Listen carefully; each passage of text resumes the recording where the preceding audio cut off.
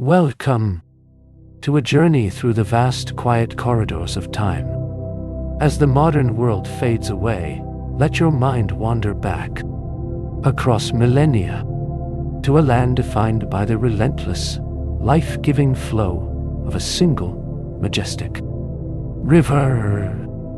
This is the epic history of ancient Egypt, a civilization that stood resolute against the shifting sands of eternity. Close your eyes and envision the immense golden dunes of the Sahara, silent and unending, and cutting through this arid expanse, the deep, dark ribbon of the Nile. For thousands of years, empires would rise from its fertile banks. Monuments of staggering scale would reach toward the heavens, and countless generations would live out their lives under the watchful gaze of awe. The desert sun.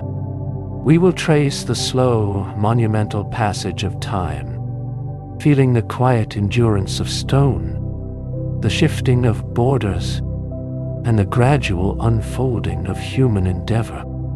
There is no need to rush. The ancient world moves at its own, deliberate pace.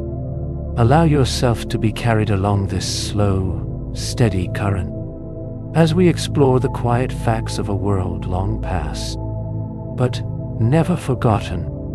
Long before the first pharaohs claimed dominion over the land, the geography of North Africa underwent a profound and gradual transformation. Thousands of years ago, the region we now know as a desolate desert was a vibrant, green savanna, teeming with life and seasonal lakes. But as the Earth's climate slowly shifted, the rains began to fail, and the lush grasslands withered into the harsh, unforgiving sands of the Sahara. Over countless generations, the scattered nomadic tribes were forced to migrate, drawn slowly toward the one remaining source of permanent, reliable water, the Nile Valley. Here, trapped between the impenetrable eastern and western deserts, these early people found sanctuary in the narrow, fertile floodplains. The geographic isolation provided a profound sense of security, shielding them from outside incursions, while the predictable, annual flooding of the river laid down rich, dark silt.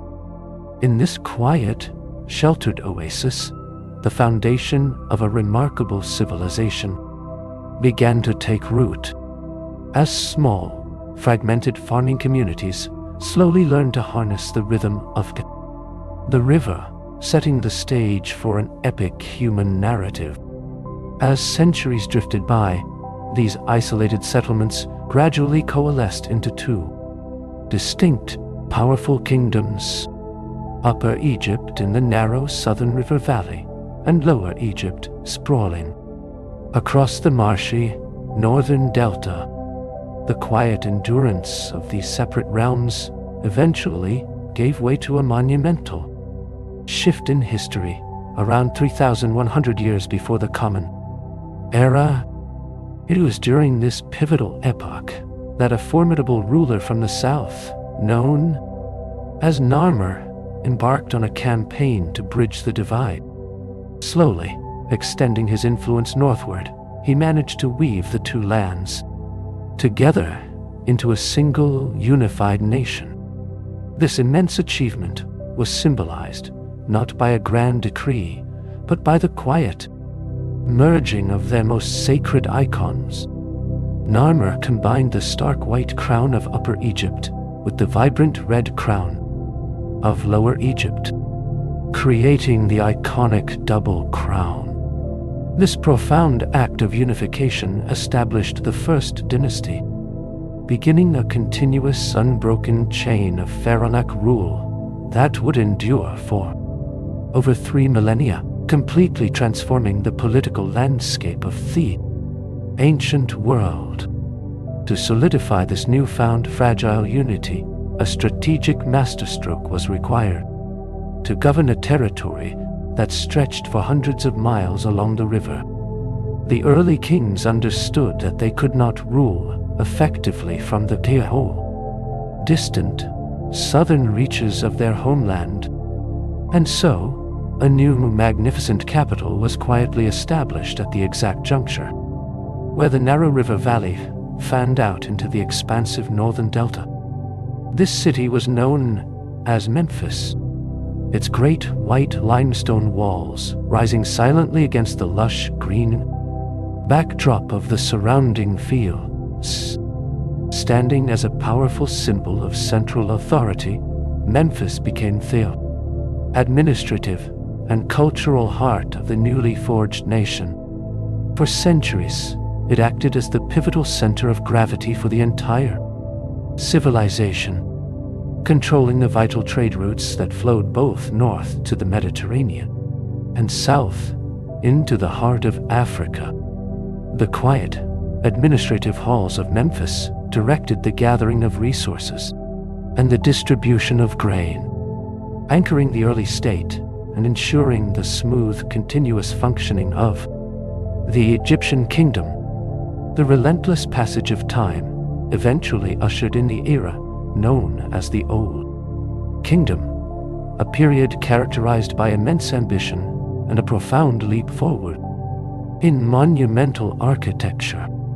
For generations, the rulers of Egypt had been laid to rest beneath flat, rectangular mud brick structures known as mastabas.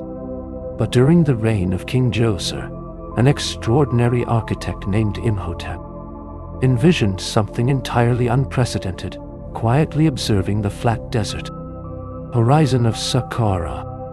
Moving away from the perishable materials of the past, Imhotep initiated the silent, painstaking extraction of stone from the earth. He brilliantly conceived a structure composed of 6 massive ascending tiers, creating the famous step pyramid. This monumental achievement was not merely a tomb, but a vast complex enclosure surrounded by an immense stone wall. It marked a dramatic evolution in cultural expression and technological capability. The transition from mud brick to permanent, enduring stone reflected a deep, quiet desire for immortality, ensuring that the king's legacy would stand eternal, casting its long, stepped shadow over the shifting sands for thousands of years. Building upon the revolutionary ideas of Imhotep, the architects of Thea, subsequent dynasties embarked on a quiet, determined quest to achieve geometrical perfection. But this relentless pursuit is best exemplified by the reign of King Sneferu, the founder of the 4th dynasty. Sneferu's builders moved away from the step designs of their predecessors, aiming for smooth, sloping sides that would seamlessly connect the earth to the sky.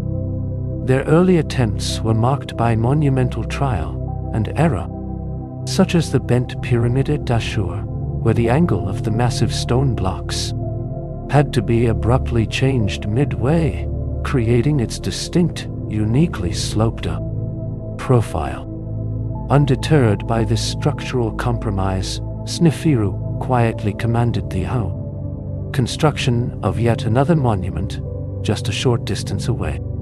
The resulting red pyramid, named for the warm, rust-colored hue of its limestone, under the evening sun, finally achieved a true, perfect pyramidal form. This quiet mastery of stone masonry and engineering represented a monumental shift in architectural capability, paving the way for the awe-inspiring monuments that would follow.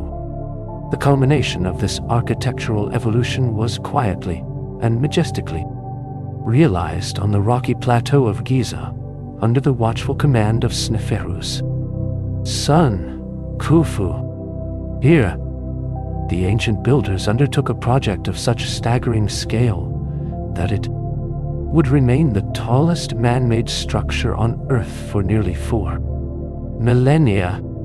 The construction of the Great Pyramid was a testament to the immense organizational power of the Old Kingdom state. It required the careful, coordinated movement of over 2 million colossal blocks of stone. Yet, this monumental undertaking was not carried out by an oppressed, captive workforce. Instead, it relied on the quiet, seasonal devotion of skilled laborers. Farmers, during the months when the Nile's floodwaters covered the agricultural fields, bringing the farming cycle to a gentle halt, thousands of citizens gathered at Giza. They worked in harmony with the rhythm of the river, dedicating their labor to the king and ensuring the prosperity of the state. The Great Pyramid stands today as a silent, enduring monument to their collective endurance and unwavering faith. Despite the monumental achievements of the Old Kingdom, the relentless flow of history eventually brought about a period of quiet, yet profound decentralization. Over many centuries, the central authority of the pharaoh slowly weakened as local governors, known as nomarchs, gradually amassed their own power and wealth in the distant provinces. This political shift was compounded by a severe, extended shift in the globally climate. The annual, life-giving floods of the Nile, which had always been so reliable, suddenly became dangerously low year after year. The resulting crop failures and famine slowly fractured the once unified state, initiating an era known as the First Intermediate Period. The grand, sprawling capital of Memphis lost its undisputed grip over the land, and the borders of influence quietly dissolved into a patchwork of competing regional territories. Wandan, Niebchiwao, Dabolos, Tishakdash. During this time, the construction of colossal, royal monuments ceased entirely, and the people turned their focus inward, relying on the strength of their local leaders to weather the long, difficult decades of environmental hardship, political fragmentation. The fractured landscape of the First Intermediate Period finally began to mend when a powerful line of rulers emerged from the southern city of Thebes. After generations of quiet, strategic conflict between rival factions, King Amenhotep II successfully defeated his northern adversaries and wove the divided nation back together. This profound reunification ushered in the Middle Kingdom, an era marked by a deep cultural renaissance and a renewed sense of national identity. Recognizing the shifting power dynamics of the country, the new rulers decided to move the political center of gravity away from the ancient northern capital of Memphis. Thebes, nestled deep in the protective embrace of the southern mountains, slowly rose to immense prominence. It became the new, pulsing heart of the empire, where grand temples dedicated to the patron god Amun began to rise silently along the eastern bank of the river. This geographical shift in power not only reunited the physical borders of the kingdom, but also redefined the spiritual and artistic landscape of the ancient Egyptian civilization. With the borders secured and the internal administration finally restored to a state of quiet equilibrium, the pharaohs of the 12th dynasty turned their attention toward profound internal expansion. King Amenhotep I recognized the immense, untapped potential of a massive natural depression located just west of the Nile, known as the Fayum Oasis. Instead of focusing solely on the construction of colossal stone tombs, the kings of this era embarked on ambitious, sweeping agricultural projects. They initiated the quiet, careful dredging of ancient canals, directing the seasonal floodwaters of the Nile into the vast, low-lying basin. This monumental engineering feat transformed the Fayum into a lush, incredibly fertile paradise, drastically expanding the arable land of the kingdom and securing a massive, reliable source of grain for the growing population. The quiet success of this massive land reclamation project demonstrated a profound shift in royal priorities, emphasizing the careful management of natural resources and the enduring prosperity of the Egyptian state over the singular pursuit of monumental self-aggrandizement. The prosperity and stability of the Middle Kingdom, however, could not last forever against the sweeping tides of global migration. As the centuries quietly rolled on, the centralized power of the state once again began to fragment, leaving the northern delta vulnerable to external influence. Slowly and gradually, a diverse group of people from the Levant, known to history as the Hyksos, began to settle in the fertile northeastern borders of the country. Their arrival was not a sudden violent invasion, but rather a quiet, steady infiltration and cultural integration. The Hyksos eventually established their own dynasty in the Delta, bringing with then revolutionary advancements that would forever alter the course of Egyptian history. They introduced the horse-drawn chariot, the composite bow, and advanced techniques in bronze working. These profound technological innovations, previously unknown in the isolated Nile Valley, sent quiet ripples throughout the civilization. Though this era, known as the Second Intermediate Period, represented a temporary loss of native, unified control, it ultimately provided the Egyptians with the essential tools they would soon need to forge an even greater and more expansive empire. The quiet integration of foreign technology during the Second Intermediate Period eventually sowed the seeds of a profound and sweeping resurgence. Armed with the newly adopted horse-drawn chariots and composite bows, a determined line of the Ban Kings initiated a long methodical campaign to reclaim the northern delta. It was under the leadership of King Ahmose I that the foreign rulers were finally and systematically driven from the borders of the land. This monumental victory did not just restore the ancient boundaries, but it ignited the dawn of the new kingdom, an era of unprecedented wealth and international influence. The once isolated nation, forever changed by the realization that its borders were vulnerable, began to look outward, transforming its geography from a quiet defensive fortress into a dynamic, expanding empire. Ahmose's triumph unified the two lands once more, bringing a deep, resonant peace back to the fertile valleys, allowing the artisans and builders to return to their quiet crafts, and setting the stage for a golden age of monumental architecture and cultural flourishing that would echo across the millennia.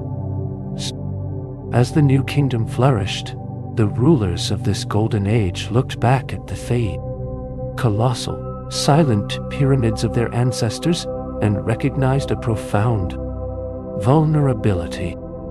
These towering monuments, designed to protect the royal legacy for eternity, had become obvious beacons for those who sought to disturb the sacred rest of the pharaohs.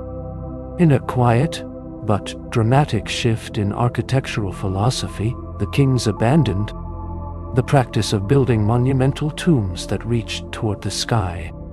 Instead, they turned their gaze toward the desolate, sun-baked landscape of the Western Desert, and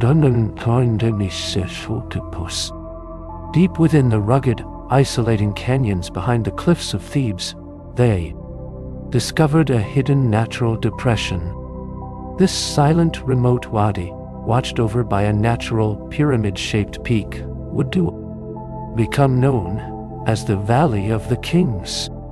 For nearly 500 years, countless workers labored in the quiet obscurity of the desert, meticulously carving elaborate subterranean corridors deep into the solid limestone, transforming the hidden landscape into a vast, silent necropolis, ensuring their rulers could pass into the afterlife surrounded by absolute secrecy and unbroken peace. The prosperity of this enduring empire was not solely built upon the expansion of its military borders, but also through the quiet and deliberate cultivation of distant exotic trade routes. This era of economic flourishing was masterfully orchestrated by one of history's most remarkable figures, the female pharaoh Hatshepsut. Rather than focusing on conquest, she directed the immense wealth of her nation toward a sweeping and legendary naval expedition. Her ships sailed gracefully down the long, shimmering expanse of the Red Sea, destined for the mysterious and fragrant land of Punt. When the great wooden vessels returned to the shores of the Nile, they carried treasures that captivated the senses: living myrrh trees, fragrant resins, gold, and exotic woods. To immortalize this peaceful triumph, Hatshepsut commissioned the construction of a breathtaking mortuary temple, rising silently from the desert floor in 3 sweeping, colonnaded terraces. The Temple of Der el-Bahari was designed to blend seamlessly into the towering, sheer limestone cliffs that stood majestically behind it, a timeless monument to her quiet, visionary leadership and diplomatic grace. The immense wealth gathered during this time of peace eventually fueled a period of vast and unprecedented territorial expansion. Under the determined and strategic guidance of King Thutmose III, the boundaries of the Egyptian world stretched further than ever before. The quiet, fertile banks of the Nile were no longer the sole domain of the Pharaoh. Year after year, the Egyptian administration methodically extended its reach, marching across the harsh, dusty landscapes of the Levant and pushing deep into the southern, gold-rich territories of Nubia. The borders of the empire slowly expanded until they embraced the distant banks of the Euphrates River in the north and the towering rocky cataracts of the southern Nile. This sweeping expansion was not merely about control, but about weaving a vast network of international diplomacy and tribute.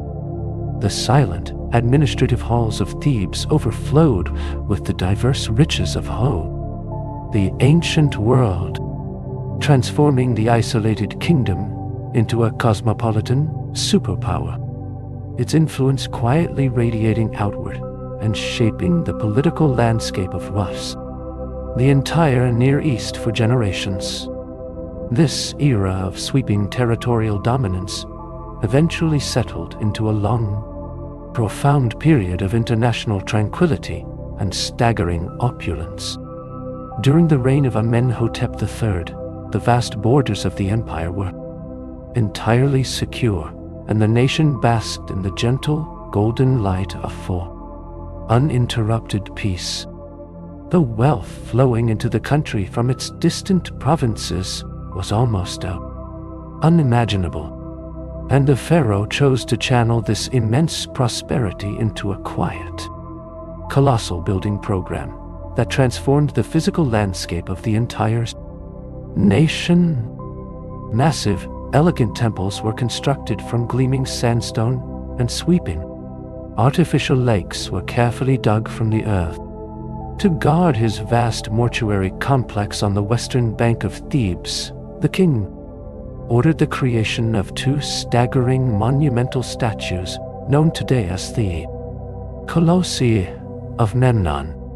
Carved from single blocks of solid quartzite, these massive silent figures stood over 60 feet tall, watching patiently over the fertile floodplain. Even as the temple behind them slowly vanished over the millennia, these towering sentinels remained, enduring the quiet passage of time. The absolute stability of the Golden Age, however, was suddenly disrupted by a sweeping and entirely unexpected ideological revolution.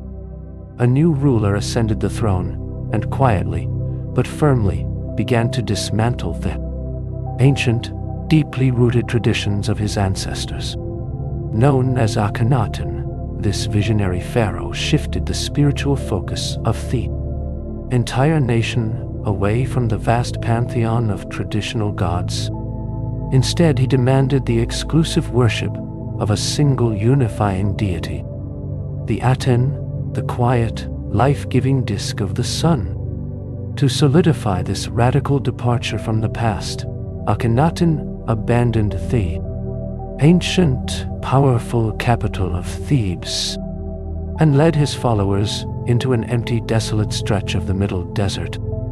There, beneath the uninterrupted gaze of the sun, he commanded the rapid construction of an entirely new, shimmering city called Akhetaten. For a brief, shining moment in history, the sprawling palaces and open-air temples of this isolated desert oasis became the beating heart of the empire, representing a profound, quiet rupture in the long, unbroken continuity of the ancient Egyptian worldview. The radical and sweeping changes of the Sun King's reign proved to be fleeting, as the vast traditional momentum of the civilization slowly reasserted itself. Following Akhenaten's passing, the immense, sun-drenched city in the desert was quietly and methodically abandoned.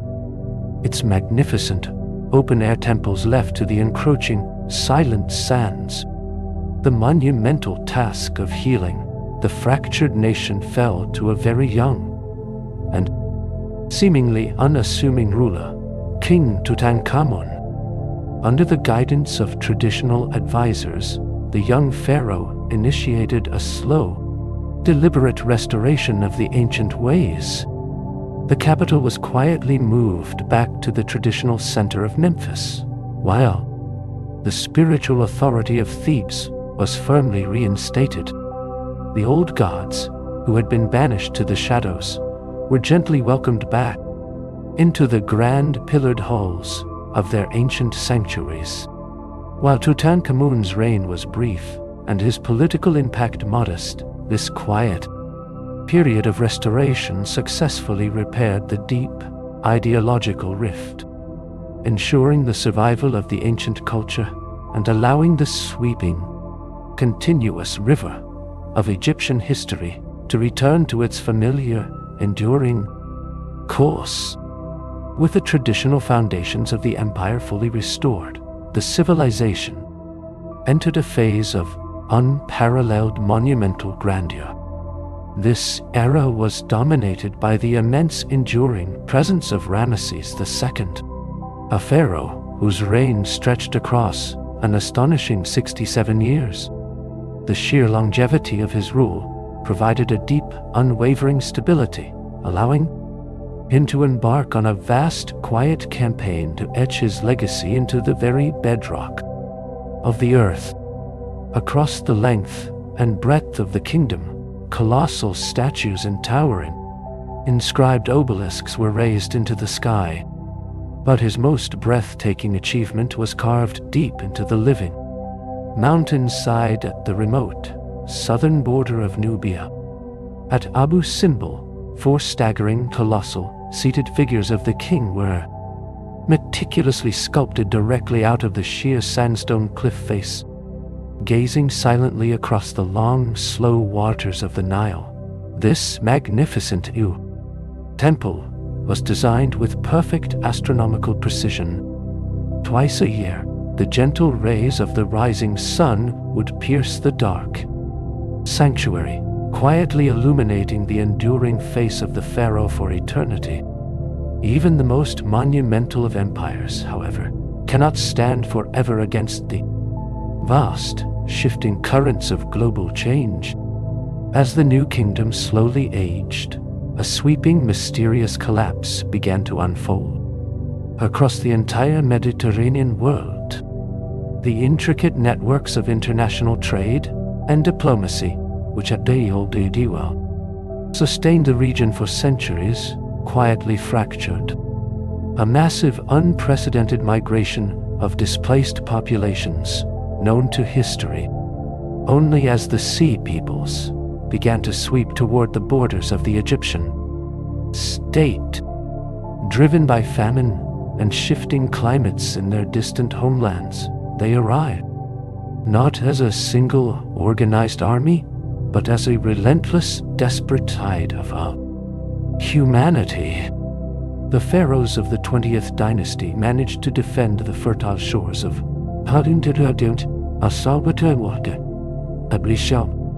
the delta, turning back the incoming fleets. But the immense, exhausting effort required to secure the nation slowly drained the treasury. The empire survived the widespread destruction that consumed its neighbors, but it emerged deeply weakened. The golden age of boundless wealth and sweeping influence quietly drew to a close, ushering in an era of slow, inevitable decline. As the central authority of the weakened state gradually dissolved, the vast nation once again slipped into a long, quiet period of fragmentation and shifting borders. The political landscape splintered, with rival dynasties ruling from different, scattered cities in the northern delta. Yet, the enduring power of the Egyptian culture continued to resonate far beyond its fading political borders. Deep in the south, beyond the rocky cataracts of the Nile, the kingdom of Kush had grown strong and prosperous. The Nubian rulers of Kush had long embraced the spiritual and artistic traditions of their northern neighbors, and as Egypt fractured, these southern kings marched quietly northward, not as foreign destroyers, but as dedicated protectors of the ancient faith. Establishing the 25th dynasty, the Kushite pharaohs reunited the divided lands. They initiated a profound revival of the ancient, forgotten arts and slowly began to construct pyramids once more, deep in the Nubian desert. This quiet blending of cultures demonstrated the enduring, almost magnetic power of the Egyptian civilization, a legacy that transcended bloodlines and borders, echoing through the long passage of time. The brief, unifying presence of the southern kings was ultimately shattered by the relentless, organized advance of the Assyrian war machine. Sweeping down from the distant, mountainous reaches of Mesopotamia, they pushed the Kushite pharaohs back beyond the southern cataracts, leaving a temporary, profound vacuum of power in the fertile delta. From this quiet, fractured landscape, a resourceful family from the city of Say gradually gathered control, establishing the 26th dynasty. Recognizing the deep, enduring cultural scars left by decades of foreign occupation, the Sate kings initiated a profound, melancholic era of cultural nostalgia. Instead of forging new, revolutionary artistic paths, they turned their whole collective gaze backward, seeking comfort in the distant, golden ages of the Old and Middle Kingdoms. Artisans meticulously copied ancient texts, and sculptors painstakingly replicated the austere, idealized forms of their ancestors. This deliberate, quiet return to the past, known as the site archaism, provided the deeply wounded nation with a renewed sense of identity and a profound, stabilizing anchor amidst the rapidly shifting, unpredictable currents of the wider Near Eastern world. The quiet, nostalgic stability of the site period was destined to be fleeting, as an immense, unprecedented superpower began to cast a long shadow across the eastern horizon. The sprawling, formidable Achaemenid Persian Empire, expanding with methodical, inexorable purpose, eventually turned its vast resources toward the wealth of the Nile Valley. In a remarkably swift and decisive campaign, the Persian forces crossed the harsh, unforgiving Sinai Desert, quietly absorbing the ancient kingdom into their massive, multicultural dominion. For the first time in its unimaginably long history, Egypt was reduced to the status of a mere province, governed by a distant foreign king sitting thousands of miles away in the grand palaces of Persepolis. Yet, the daily, rhythmic life of the Egyptian farmers continued largely unchanged, bound to the eternal cycle of the river. The Persian administrators quietly integrated the nation into a vast, complex network of royal roads and international trade, introducing a sweeping global economy and the first widely circulated coinage to a land that had relied on the slow, traditional barter of grain for millennia. The Persian grip upon the fertile valley eventually weakened, yielding to the arrival of a brilliant, ambitious young conqueror from the distant shores of Macedon. When Alexander the Great marched his troops across the sun-baked eastern borders, he was not met with organized resistance, but rather welcomed as a long-awaited liberator. In a profound, quiet gesture of respect, Alexander journeyed deep into the desolate, isolating silence of the Siwa oasis, seeking the validation of the ancient oracle of Amun. His most enduring legacy, however, was not one of conquest, but of profound geographical transformation. Recognizing the shifting, mercantile dynamics of the Mediterranean world, he ordered the construction of a magnificent new capital on the very edge of the Northern Sea. Alexandria was designed to face outward, turning the nation's focus away from the deep, inward isolation of the Nile and toward the bustling, interconnected maritime networks of Greece and Rome.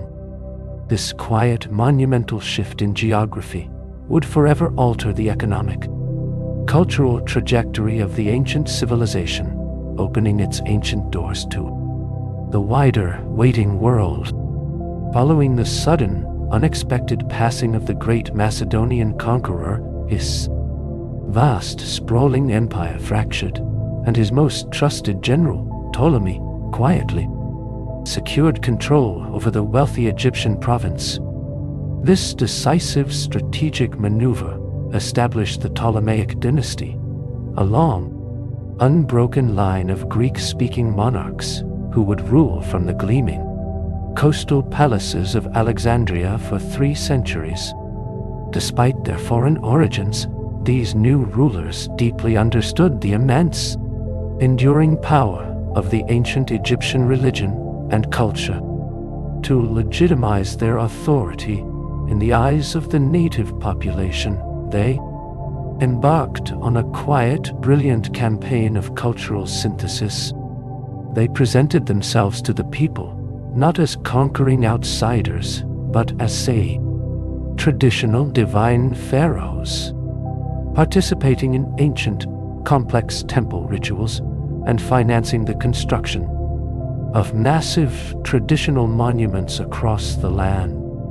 This profound, deliberate blending of the Hellenistic intellect, and the ancient Egyptian soul created a unique hybrid society, where Greek philosophy was quietly debated in the bustling northern capital, while the timeless, unchanging rituals of the pharaohs in the deep, silent temples of the south, within the soaring, marble-clad walls of this newly established coastal capital, a profound and quiet revolution of human thought was carefully cultivated.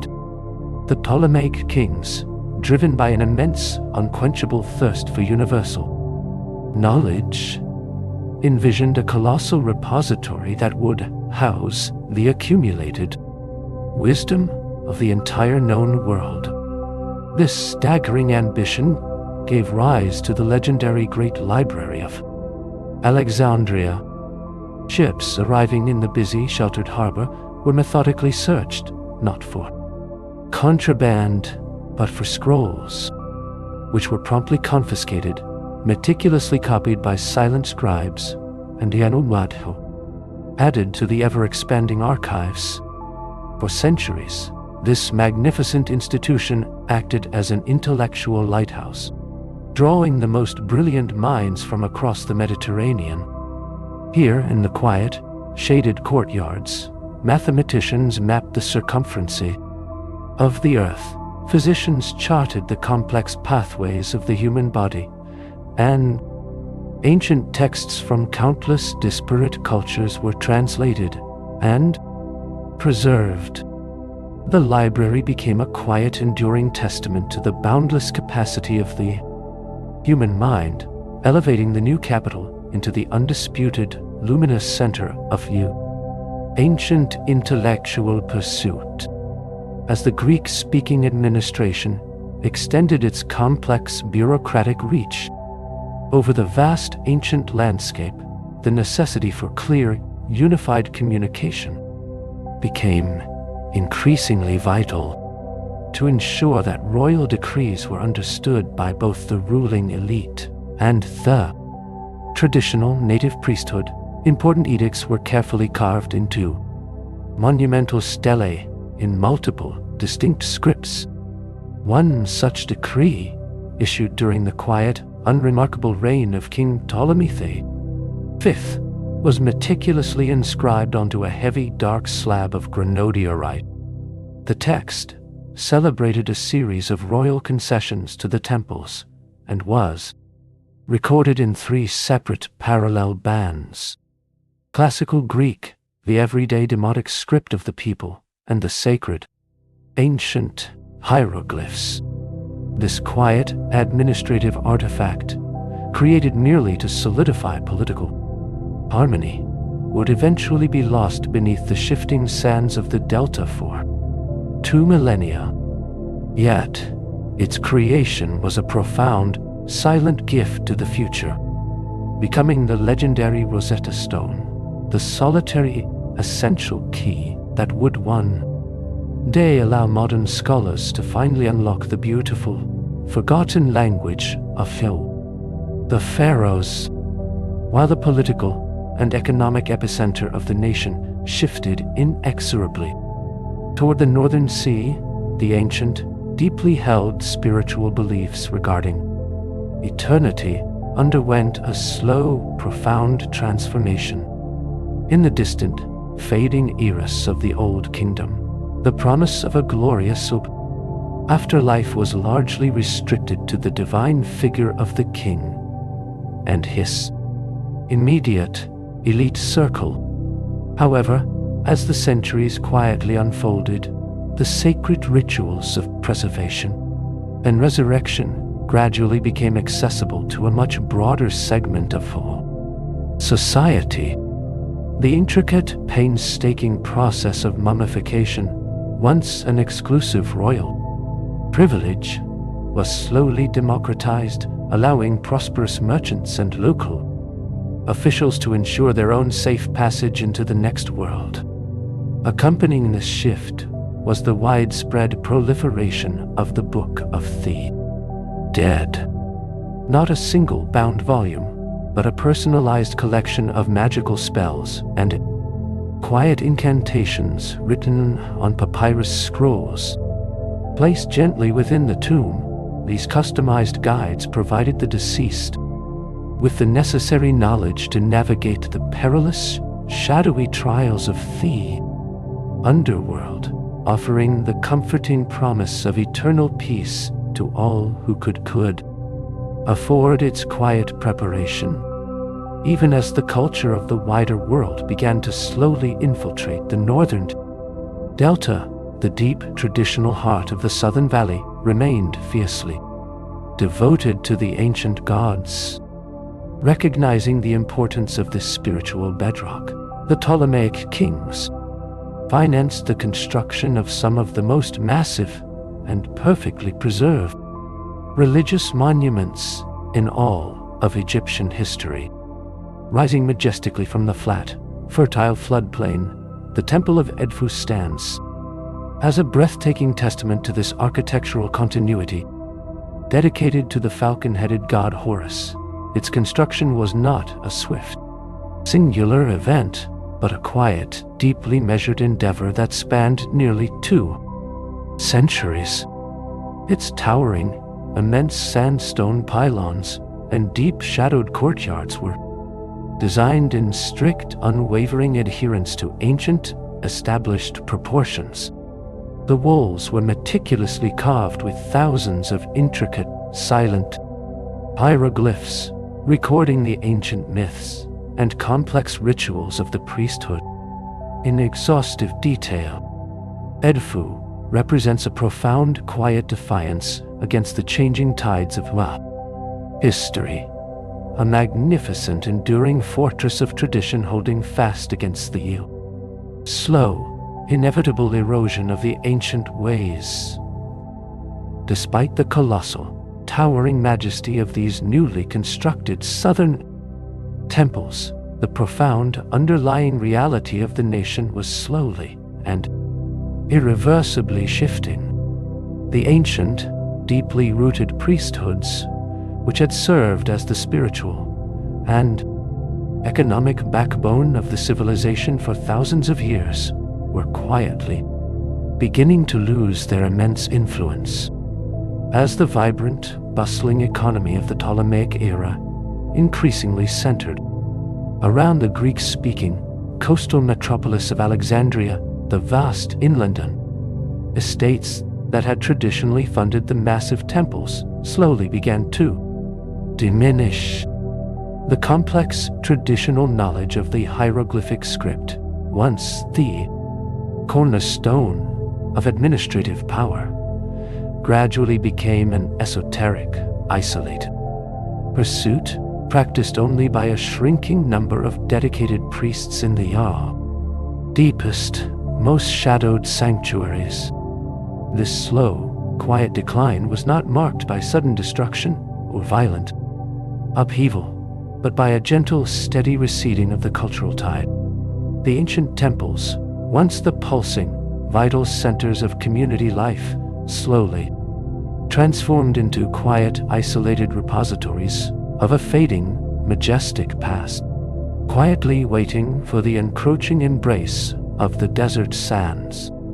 The final lingering twilight of this incredibly vast and enduring civilization was presided over by a ruler of immense intellect and profound strategic vision.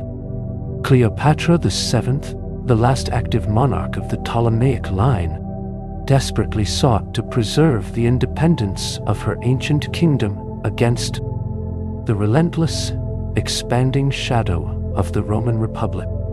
Using her extraordinary diplomatic skill and immense wealth, she wove a complex, quiet web of alliances with the most powerful men in Rome. Yet, despite her brilliant, enduring efforts, the sweeping, mechanical tide of the Roman legions could not be permanently held back. Following the tragic and decisive unraveling of her political alliances, the majestic, independent history of the pharaohs came to a quiet, definitive end. In the year 30 before the Common Era, the vast fertile expanse of the Nile Valley was formally and permanently absorbed into the sprawling pragmatic machinery of the Roman Empire.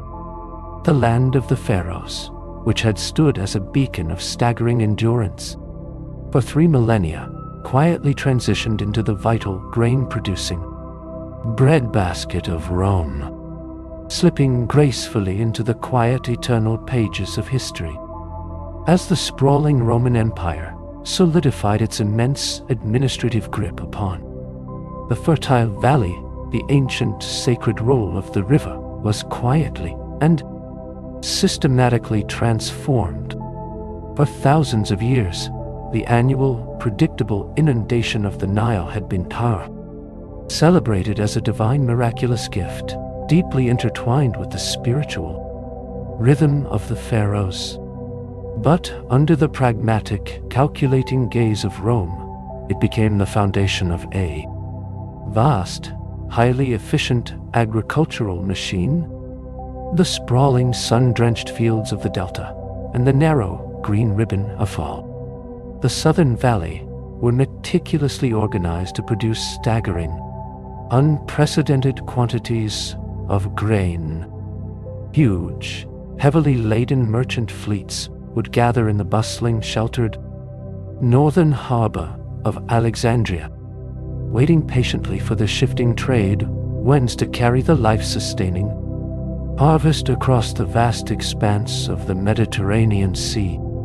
This relentless, quiet export of wheat and barley became the vital, beating heart of the global Roman economy, successfully feeding the massive, distant population of the imperial capital, and ensuring that the ancient land of the pharaohs remained indispensable, not for its towering, silent monuments, but for the dark, inexhaustible richness of its eternal soil. Despite the profound, irreversible shift in political reality and the sudden loss of absolute independence, the deep aesthetic traditions of the ancient civilization stubbornly and quietly endured. The Roman emperors, ruling from their distant, sweeping marble palaces across the sea, quickly recognized the immense, stabilizing power of the ancient Egyptian religion to maintain essential harmony and successfully secure the unwavering loyalty of the native population. They allowed themselves to be portrayed in the precise, unchanging manner of the ancient kings. Deep in the southern reaches of the river valley and out in the remote, sun-baked oases of the western desert, massive sandstone walls continued to be carved with intricate, deeply traditional scenes. In these shadowed, silent reliefs, foreign rulers like Augustus and Trajan are depicted offering delicate lotus flowers and burning incense to the ancient, animal-headed gods, wearing the traditional kilts and complex, towering crowns of a civilization they had conquered but never truly erased. This quiet architectural continuity demonstrated the profound, almost magnetic pull of the Egyptian culture, gracefully absorbing its new, distant masters into a visual tradition that had remained completely unbroken for over 3 millennia.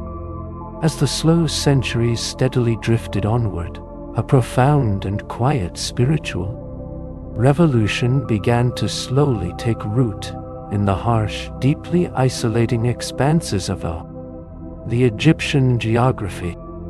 Far away from the bustling, cosmopolitan streets of Alexandria and the fading, ancient temples of the river valley, a new faith began to resonate deeply with the weary, searching population.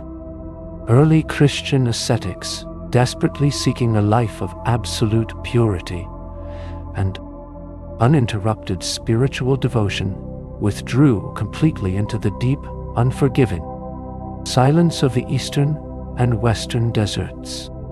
There, amidst the towering, wind-sculpted limestone cliffs and the barren, endless dunes of the shifting sand, they established the very first solitary monastic communities in the world, living in humble, dark mountain caves or simple, isolated mud-brick enclosures. These early monks embraced a life of profound, quiet austerity and constant prayer. Their gradual retreat into the wilderness was not merely a rejection of the material world, but a profound continuation of the ancient Egyptian desire for eternal, spiritual truth, transforming the desolate, sun-scorched landscape into a vibrant, pulsing center of early Christian theology and laying the enduring, unshakable foundations for the Coptic Orthodox faith, even as the spiritual landscape of the entire nation slowly evolved. Though ancient, deeply ingrained human desire to carefully preserve the memory of the departed continued to flourish, adapting quietly to the shifting artistic currents of the era. In the fertile, sunken agricultural basin of the Fayum Oasis, a beautiful, incredibly melancholic synthesis of cultures began to emerge within the sacred, quiet spaces of the remote necropolis. The ancient, painstaking rituals of physical mummification were still meticulously observed, but the traditional idealized golden masks of the distant past were slowly replaced by something entirely new and profoundly intimate. Highly skilled artisans, trained in the naturalistic, incredibly lifelike painting techniques of the Greco-Roman world, began to create breathtaking, wooden panel portraits of the deceased. Painted with warm, luminous, and caustic wax, these stunning, silent faces stared out from the tight burial wrappings with a haunting, quiet realism, perfectly capturing the unique, deeply personal features of a diverse, multicultural society and beautifully bridging the vast philosophical gap between the ancient Egyptian pursuit of absolute eternity and the classical Roman appreciation of the mortal, individual soul. The gradual, sweeping ascendance of the new Christian faith eventually brought about the quiet and inevitable fading of the ancient, sacred institutions that had defined the landscape for so long. One by one, the massive, sprawling temple complexes that had firmly anchored the civilization for thousands of years were slowly and methodically closed by imperial decree. However, on a small, beautiful, and isolated island near the rocky southern border, the old way stubbornly and quietly held on. The Temple of Philae, dedicated entirely to the great protective goddess Isis, remained a solitary, enduring sanctuary for the ancient priesthood long after the rest of the country had turned its gaze away. But the relentless, forward march of time could not be entirely halted. In the year 394 of the Common Era, a solitary, unknown priest carved a brief, quiet invocation into the ancient sandstone walls of the beautiful island temple. This humble, unassuming text, written to honor a local Nubian god, would become the very last known inscription ever written in the sacred pictorial script, marking the silent, profoundly beautiful end of a written language that had painstakingly recorded the epic history of a civilization for over 3,000 years. With the final quiet silencing of the ancient written language, the towering, majestic monuments of the great pharaohs began a long, profound transition into an entirely new era of physical existence. The massive, deeply shadowed sanctuaries, once strictly reserved for the Katia, absolute elite, and initiated priests, were not immediately destroyed, but rather gently and purposefully repurposed by the changing population. As the Coptic Christian community grew steadily in strength and numbers, naturally sought out the enduring solid stone architecture of their distant ancestors to establish their own permanent places of worship. Within the deep, immense pillared halls of ancient temples at Luxor and Karnak, simple, quiet altars were carefully and respectfully constructed, and the ancient, deeply carved reliefs of pharaohs and pagan gods were slowly and methodically covered over with a layer of smooth white plaster, carefully painted with vibrant, solemn frescoes of saints and early martyrs.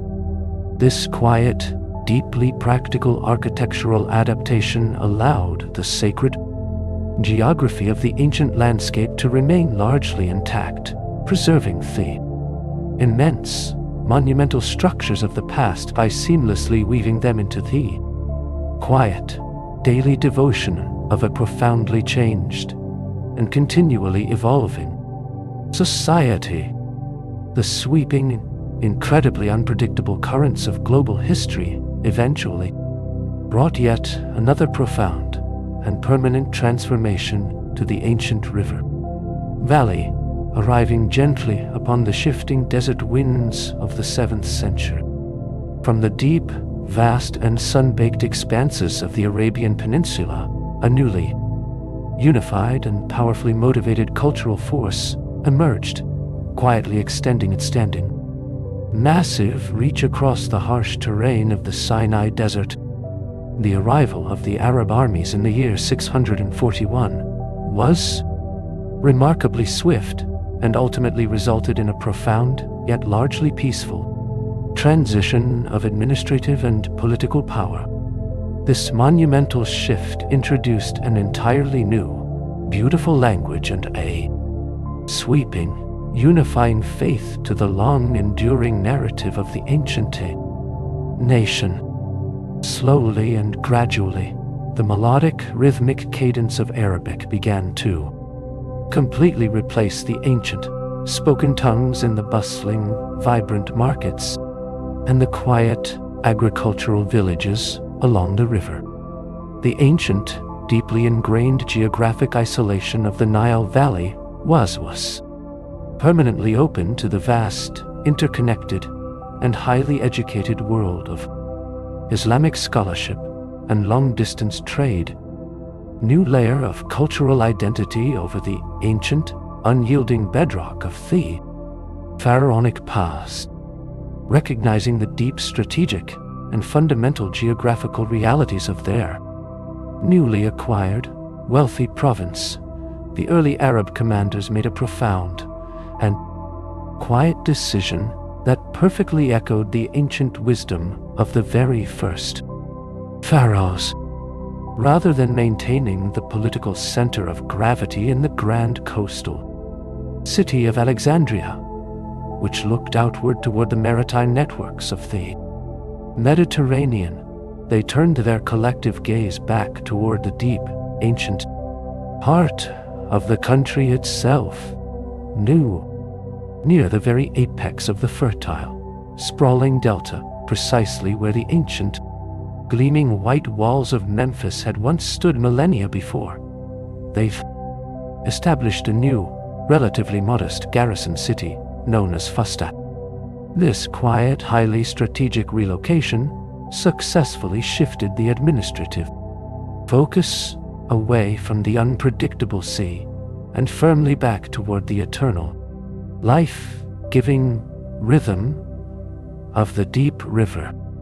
Over the subsequent, incredibly slow-moving centuries, this unassuming, quiet settlement would gradually expand and profoundly evolve, eventually blossoming into the massive, sprawling, and deeply vibrant metropolis of Cairo, ensuring that the beating heart of the nation remained forever anchored to the exact, historical, and deeply geographical crossroads where the narrow river valley finally meets the wide, expansive delta. As the vibrant, entirely new medieval society flourished in the expanding northern capital, the vast, ancient monuments of the distant, southern river valley were slowly and quietly abandoned to the relentless, unending elements of the environment. Without the deeply dedicated, continuous physical care of the ancient priesthoods, the immense, sweeping, and purely natural forces of the landscape began to gently reclaim the once sacred geography. Century after slow century, the relentless whispering winds of the expansive Sahara carried countless, microscopic golden grains of sand over the towering, silent walls of the abandoned temples, the deep, profoundly shadowed courtyards where mighty pharaohs had once walked in solemn procession were slowly and meticulously filled with the dry, shifting earth. Entire, sprawling temple complexes, such as the breathtaking, magnificent sanctuaries at Edfu and Dendera, were gradually and almost completely swallowed by the steadily rising dunes, disappearing perfectly beneath the quiet, protective embrace of the deep desert. For hundreds of years, local farming villagers would build their simple mud brick homes directly on top of these hidden, monumental stone roofs, living their quiet daily lives completely unaware of the staggering, ancient majesty, resting silently and perfectly preserved just beneath their very feet. This incredibly slow, monumental burial by the gentle sands of time was perhaps most profoundly and visually experienced on the rocky, wind-swept plateau of Giza, exactly where the immense, ancient sentinels of the Old Kingdom had stood their eternal watch. The Great Sphinx, that colossal, deeply enigmatic guardian, meticulously carved from the living limestone bedrock, slowly succumbed to the relentless, sweeping tide of the surrounding desert. Over the long, incredibly quiet centuries, the golden sands drifted higher and ever higher, patiently and completely filling the deep, massive stone quarry that securely surrounded the magnificent sculpture. Eventually, only the great, silent and weathered head of the mythical beast remained visible above the undulating, completely barren landscape, gazing stoically and with infinite patience toward the bright rising sun on the distant eastern horizon.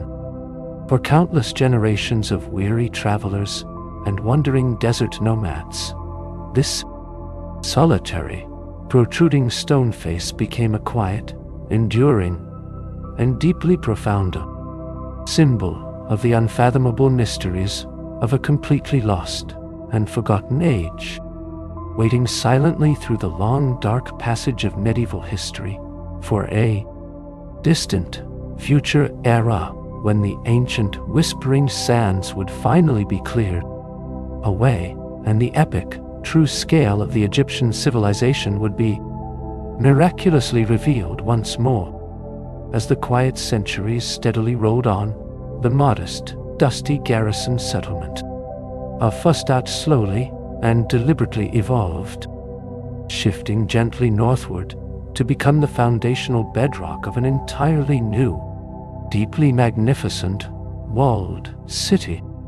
In the year 969, under the careful, strategic guidances of the Fatimid dynasty, the sweeping, monumental gates of Al-Qahira were permanently opened. A grand metropolis, which history would eventually and enduringly know as Cairo. The ancient, heavy stone monuments of the distant pharaohs, long forgotten and buried in the deep desert, were quietly replaced by the soaring, delicate minarets and immense, sweeping domes of magnificent Islamic architecture.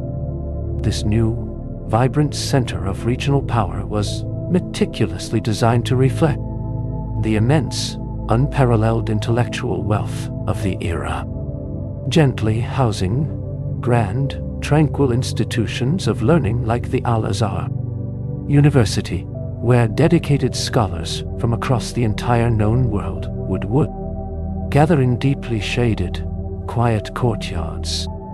They meticulously studied complex mathematics, astronomy, and philosophy, while the ancient, silent pyramids stood patiently on the distant western horizon, creating a profound, enduring visual bridge between the sweeping, scholarly ambitions of the medieval world and the silent, unyielding majesty of the incredibly distant pharaonic past. The relentless, turning wheel of time eventually brought a completely unique and profoundly powerful class of rulers to the forefront of this flourishing medieval landscape, emerging from a quiet, deeply disciplined background of rigorous military servitude. The Mamluks, originally enlisted as foreign, enslaved cavalrymen, slowly and methodically ascended to the very pinnacle of ultimate political power, establishing a vast, formidable sultanate that stretched across the Near East.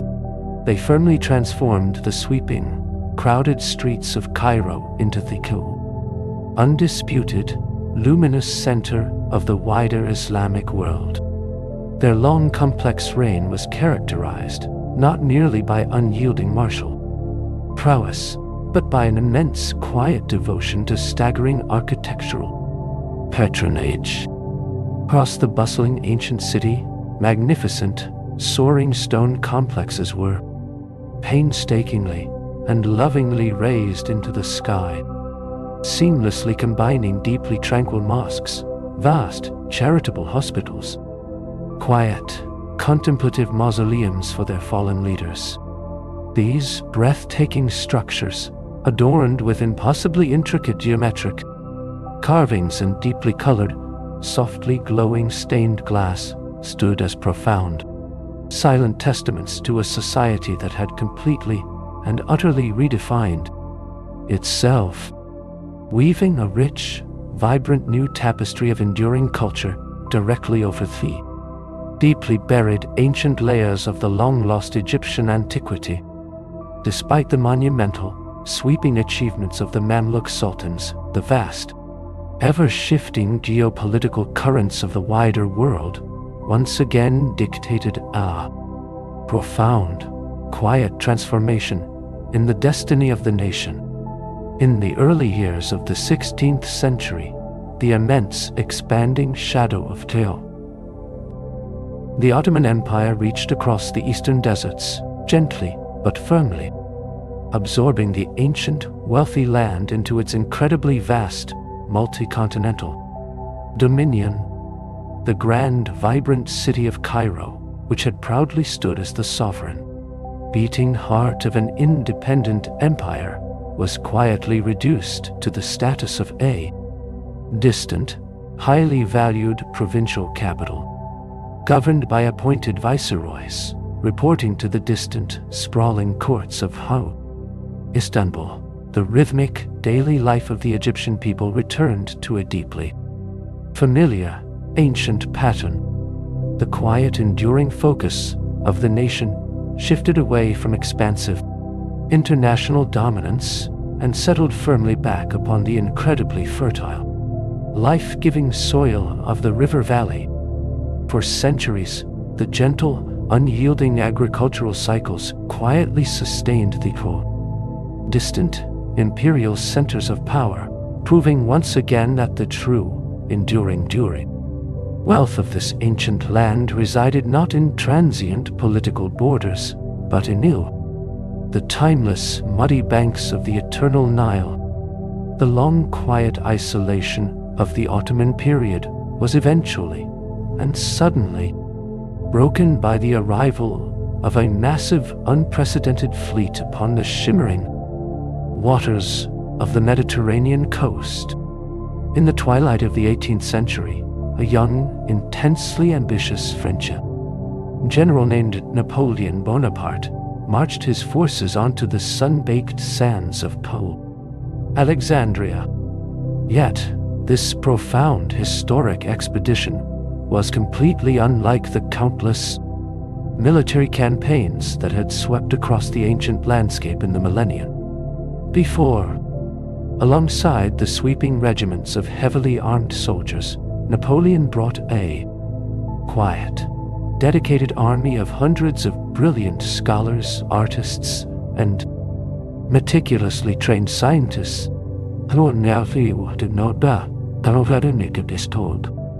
Known as the savants, these gentle, inquiring minds fanned out across the vast, deeply mysterious terrain. They spent years quietly measuring the silent, towering pyramids carefully, sketching the half-buried ancient temples, and methodically cataloging the exotic, unfamiliar flora of the winding river valley. Their painstaking, exhaustive labor resulted in a colossal, beautifully illustrated publication known as the Description de l'Égypte, a sweeping, monumental encyclopedia that quietly and permanently opened the long-forgotten wonders of the ancient pharaohs to the deeply captivated gaze of the modern world.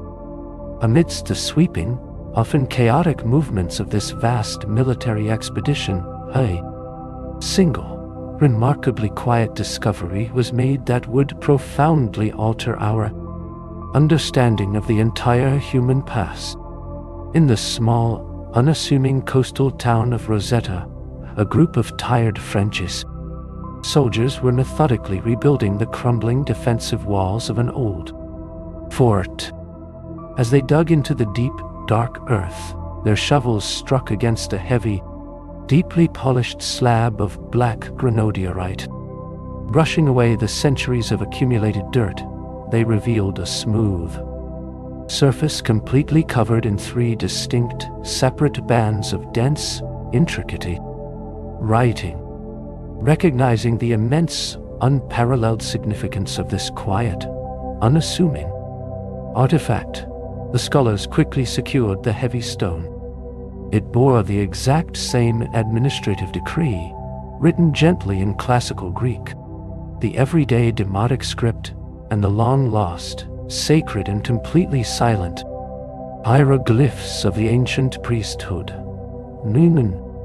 This deeply fortuitous, quiet unearthing provided the essential, irreplaceable key, a magnificent linguistic bridge reaching across thousands of years of profound silence, offering the modern world its very first genuine hope of finally hearing the ancient, forgotten voices of the great Egyptian civilization. The immense, monumental task of unlocking this ancient, silent language fell to a brilliant, deeply obsessive French scholar named Jean-François Champollion. For over 2 decades, he worked in total, quiet isolation, meticulously comparing the complex, flowing Greek text with the enigmatic, beautiful pictures of the ancient Egyptian script. The reigning, deeply held assumption of the era was that the ancient hieroglyphs were merely symbolic, purely visual representations of abstract mystical concepts. But Champollion, tracing the gentle, curving lines of the pharaohs' names, enclosed within protective oval cartouches, realized something far more profound and incredibly complex. He quietly and brilliantly deduced that the ancient script was actually a deeply sophisticated phonetic system, beautifully blending sounds, syllables, and vivid imagery into a single, cohesive language. When the final, elegant pieces of this vast linguistic puzzle fell into place, the overwhelming realization brought him to a state of complete, physical collapse.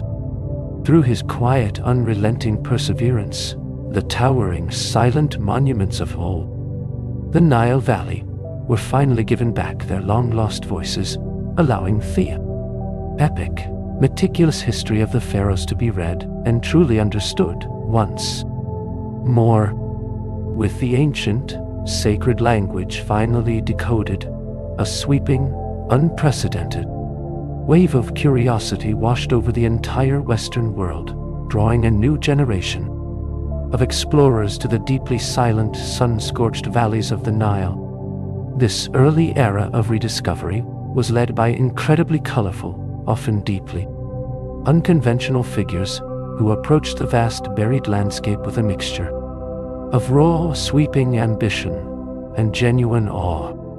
Men of immense physical stature, like the former circus strongman Giovanni Belzoni, ventured deep into the quiet, stifling darkness of the Valley of the Kings and painstakingly navigated the intricate, shifting dunes of the southern deserts. They began the incredibly slow, deeply arduous process of physically moving mountains of accumulated sand away from the towering, magnificent entrances of long-forgotten temples. While their methods were often rough and profoundly lacking in the gentle, careful refinement of modern archaeology, their sweeping, monumental efforts slowly dragged the colossal, stone remnants of the New Kingdom back into the bright, revealing light of the Egyptian sun, beginning the long, slow resurrection of a deeply majestic world that had slumbered quietly beneath the earth for millennia. As the immense, towering monuments slowly emerged from the deep, protective embrace of the desert, a profound and quiet realization dawned regarding the incredible fragility of this newly exposed heritage. For decades, priceless statues and beautifully painted antiquities had been freely and thoughtlessly carried away to fill the grand, echoing museums of distant European capitals. It was a deeply devoted French scholar named Auguste Mariette who finally, and firmly, stood against this sweeping tide of unregulated extraction, recognizing that the true, enduring soul of the civilization belonged strictly to the land of its creation.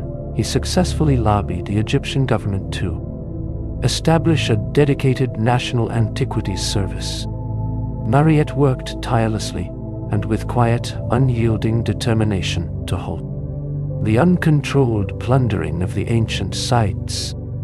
He initiated the careful, systematic clearing of massive complexes like the Avenue of Sphinxes and founded the very first beautiful national museum, Cairo. His deeply protective, sweeping vision fundamentally changed the relationship between the modern world and the ancient past, ensuring that the quiet, majestic treasures of the pharaohs would be preserved and profoundly respected upon their own native soil.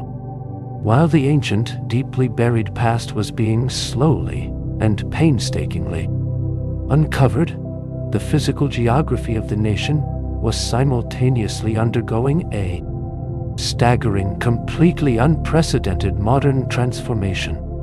For thousands of years, the vast, unforgiving expanse of the eastern desert had stood as a massive, impenetrable barrier between the shimmering waters of the Mediterranean and the deep, warm currents of the Red Sea. But in the latter half of the 19th century, an incredibly vast and deeply ambitious engineering project was quietly initiated to sever this ancient geological divide.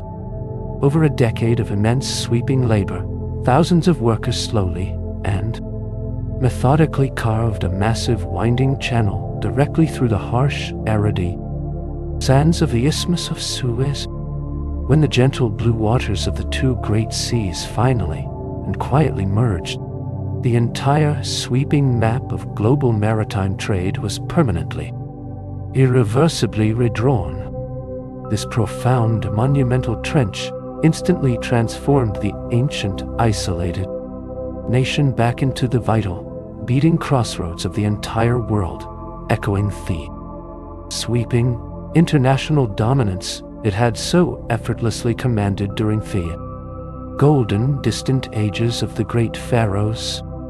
The immense, staggering cost of this vast modernization deeply plunged the nation into a profound and inescapable web of foreign debt, setting the stage for yet another sweeping geopolitical shift. In the fading, quiet twilight of the 19th century, the heavily armed and highly organized forces of the British Empire gently, but firmly, asserted full administrative control over the deeply indebted Egyptian state. Once again, the formal political sovereignty of the ancient land slipped quietly into the hands of a distant, powerful overseas empire.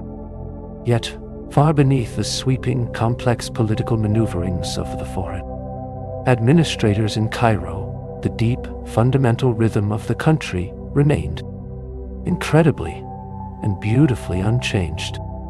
The resilient, quiet millions of Egyptian farmers, known respectfully as the Fellahin, continued to rise before the dawn, walking patiently along the ancient, muddy banks of the eternal river. They planted their seeds in the dark, rich silt and harvested their vital crops, exactly as their distant, forgotten ancestors had done for thousands upon thousands of years, perfectly embodying the quiet, unbroken endurance of a profoundly ancient culture that has always and will always transcend the fleeting, temporary borders of empires. As the 20th century quietly dawned across the sun-drenched landscape, a profound and deeply rooted sense of national identity began to gently stir once more beneath the surface of the British occupation.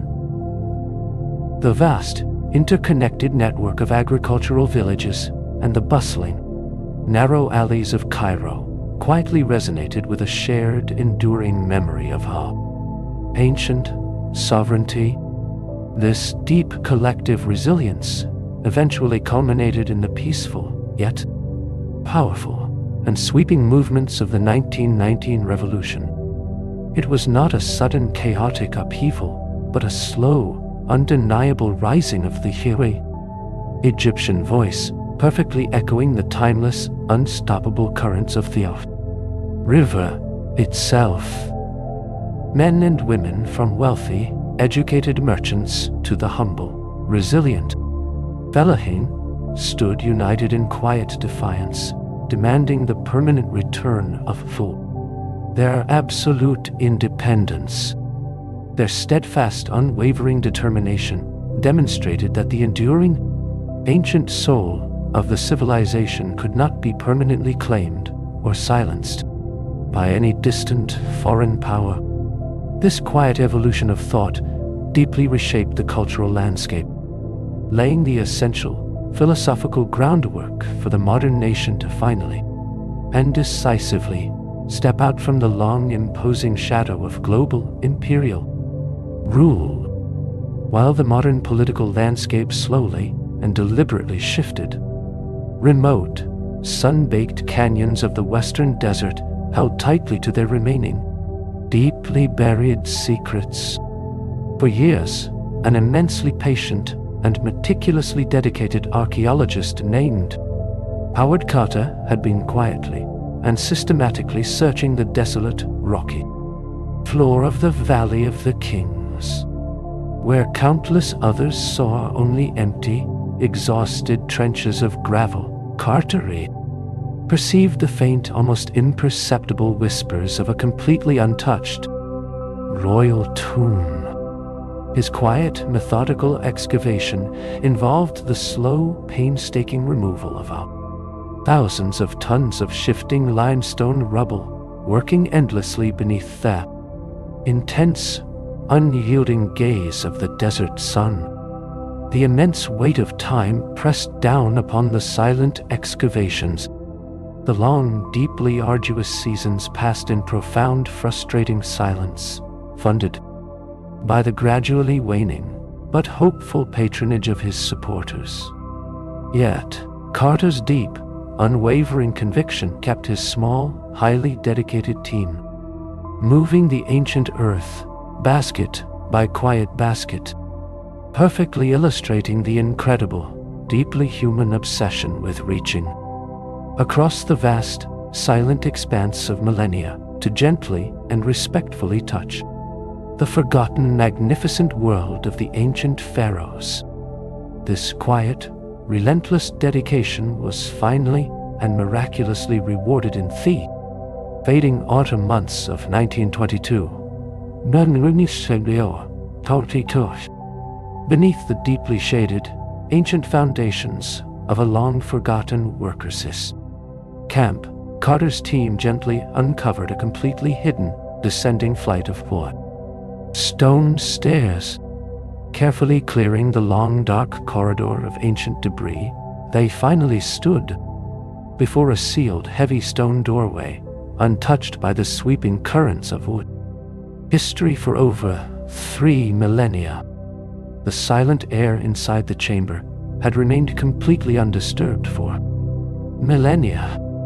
With trembling hands, Carter quietly breached the ancient seal, inserting a single, flickering candle into the profound, deeply settled darkness.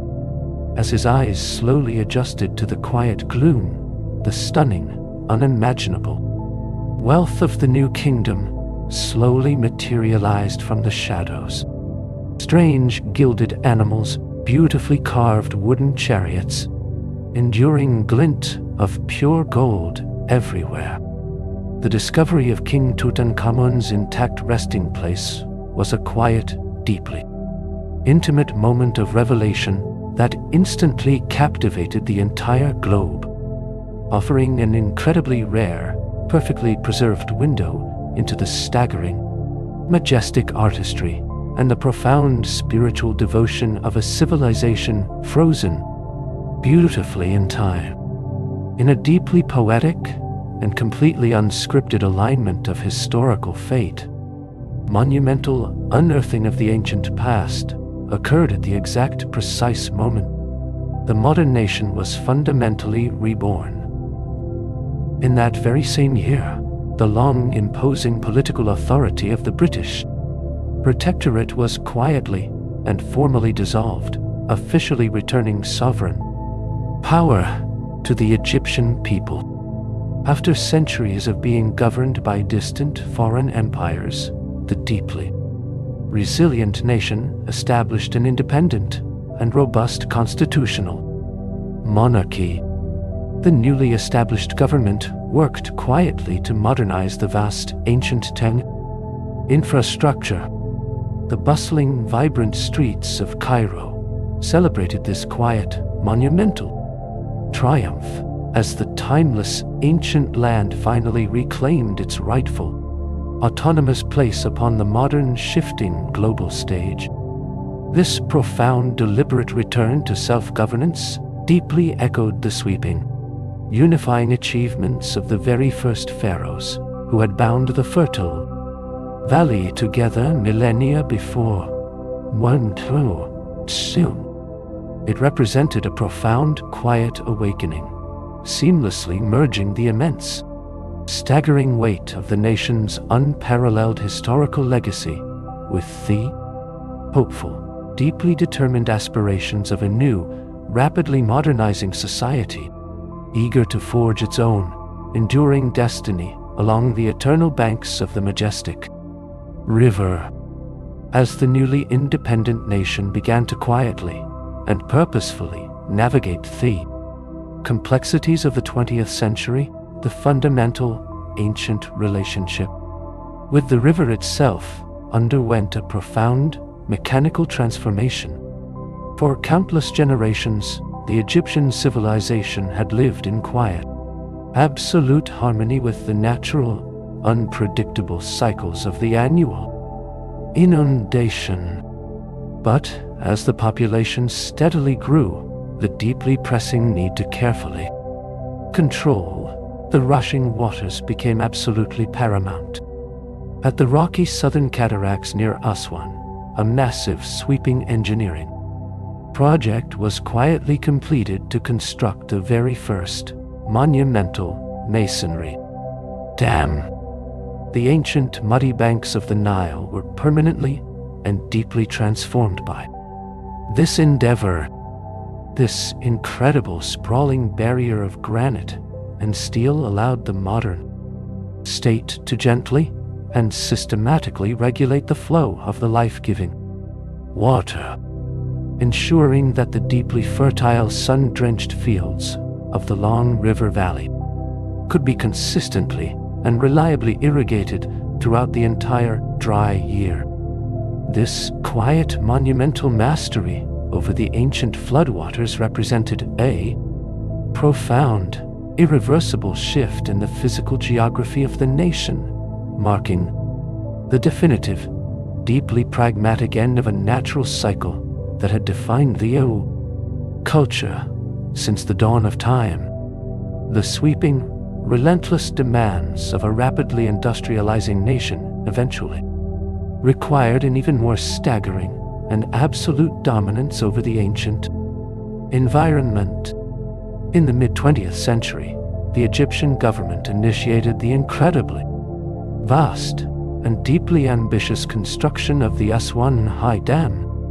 This colossal modern marvel of engineering was an undertaking of such immense, sweeping scale that it rivaled the meticulous, silent construction of the Great Pyramids themselves. Over a decade of intense, continuous labor, millions of tons of earth and solid rock were carefully and methodically moved to completely and permanently sever the natural flow of the great river. This monumental barrier represented the ultimate, quiet triumph of human engineering over the natural world.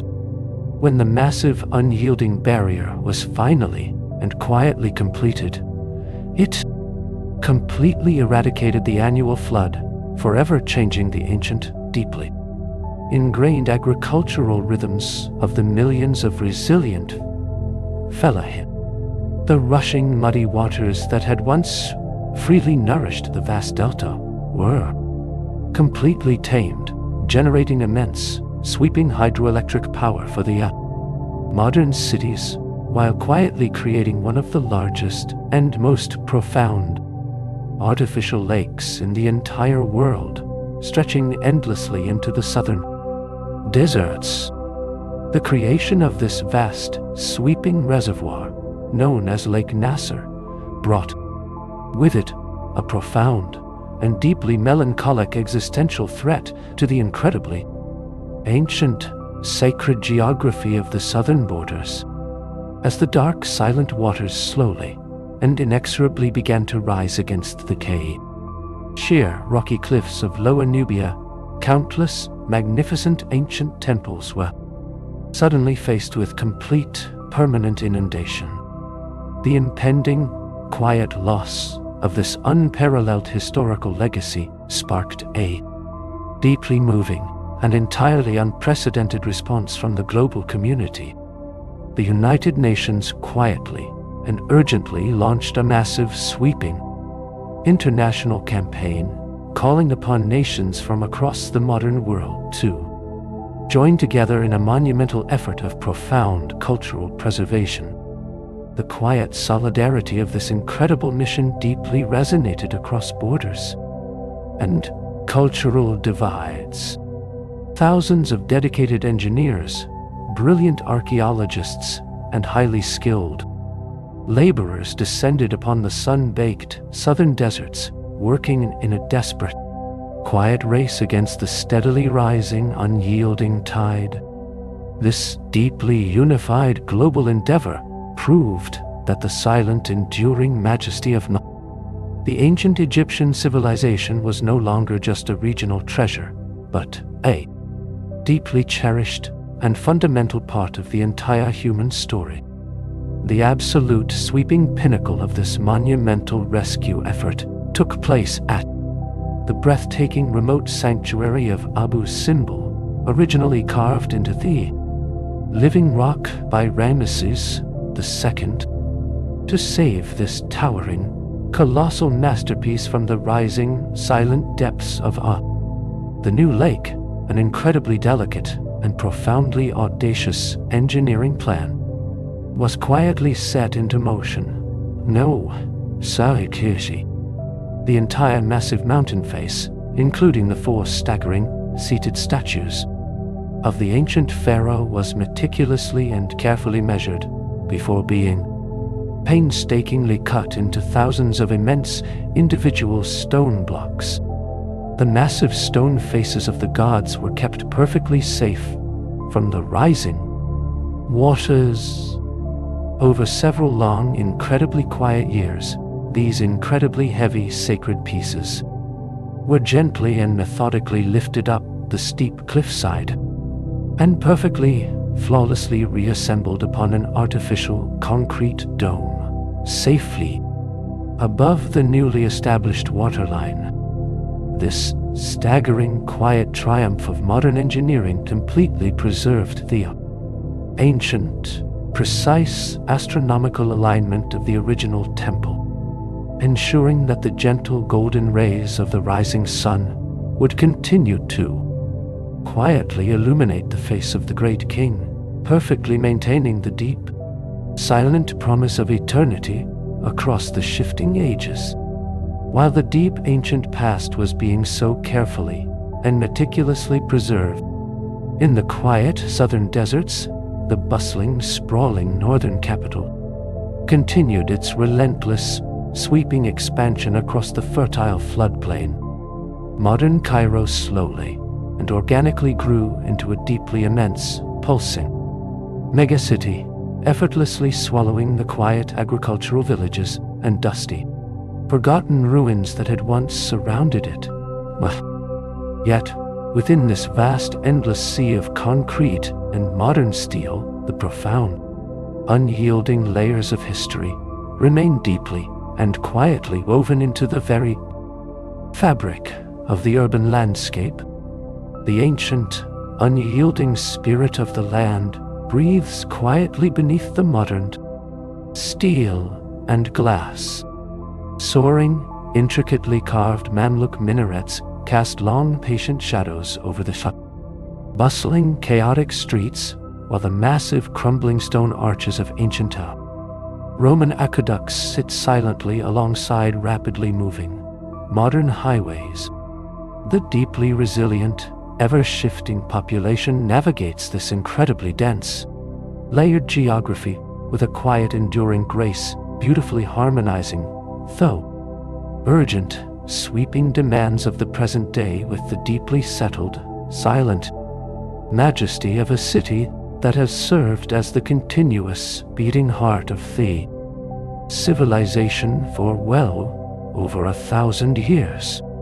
As the long, quiet shadows of the evening finally stretch across the immense, golden dunes of the vast Sahara, the great, eternal river continues its slow, majestic journey northward, completely indifferent to the fleeting passage of human eras. From the incredibly distant, sun-drenched days of the very first unified kingdoms, through the sweeping, monumental golden ages of the great pharaohs, and into the deeply complex, sprawling reality of the modern world, the Nile has remained a single, quiet, and unchanging constant. The towering, silent pyramids, the deeply shadowed, ancient temples, and the sprawling, vibrant cities are all intimately and permanently bound to this deep, dark ribbon of life-giving water. This beautiful, enduring legacy will continue to gently unfold beneath watchful desert sky. The epic, incredibly vast history of ancient Egypt is not merely a collection of faded, forgotten dates or crumbling, ruined stones, but a deeply profound and enduring testament to the quiet resilience of the human spirit, perfectly reflected in the gentle, continuous flow of the timeless river, forever connecting the deep, silent mysteries of the ancient past to the boundless, sweeping horizons of the future. Deep within the sprawling, mist-shrouded marshes of the northern delta, a tall, elegant reed grew in quiet, absolute abundance along the muddy banks. For countless generations, the ancient Egyptians observed the gentle swaying of the papyrus plant in the warm Mediterranean breeze, eventually recognizing its source. Immense, hidden potential. Through a slow, methodical process of peeling the green stalks, slicing the white pith into incredibly thin strips, and pressing them firmly together. Beneath heavy stones, they quietly revolutionized the entire trajectory of human communication. This delicate, yet profoundly resilient material provided a smooth, enduring surface that completely replaced the cumbersome, heavy clay tablets of old neighboring civilizations. The creation of papyrus allowed the complex, beautiful hieroglyphs and the flowing, everyday hieratic script to be easily transported across vast, sun-baked expanses.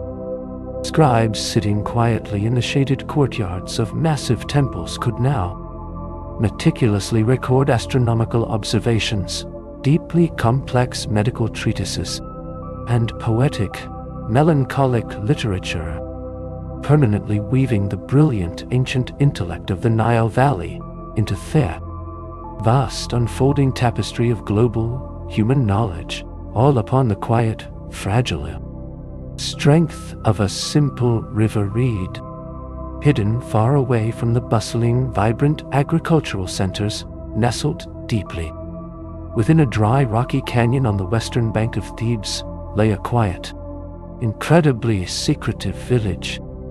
Known today as Deir el-Medina, this isolated, sun-scorched settlement was the permanent, highly restricted home of the most skilled and deeply trusted artisans in the entire ancient world. These were the men quietly tasked with the monumental responsibility of cutting and beautifully painting the magnificent royal tombs deep within the Valley of the Kings. Every morning, as the sun slowly illuminated the harsh limestone cliffs, these master draftsmen, brilliant sculptors, and meticulous painters would quietly walk over the mountain paths to their secret work sites. They spent their entire lives surrounded by the absolute, unbroken silence of the deep desert, dedicating their immense, unparalleled talents to guaranteeing the eternal, safe passage of the pharaohs. Their own, much smaller tombs, carved gently into the terraced hillsides surrounding their quiet village, remain some of the most intimately beautiful and deeply personal monuments ever discovered, revealing a profound, gentle humanity behind the staggering monumental machinery of the ancient Egyptian state.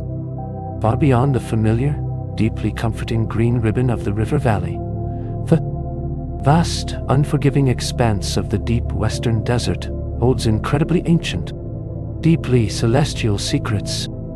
Amidst the towering, shifting sand dunes of the Great Sand Sea, scattered across a desolate, sun-baked landscape, lies a profound geological mystery known as Libyan desert glass.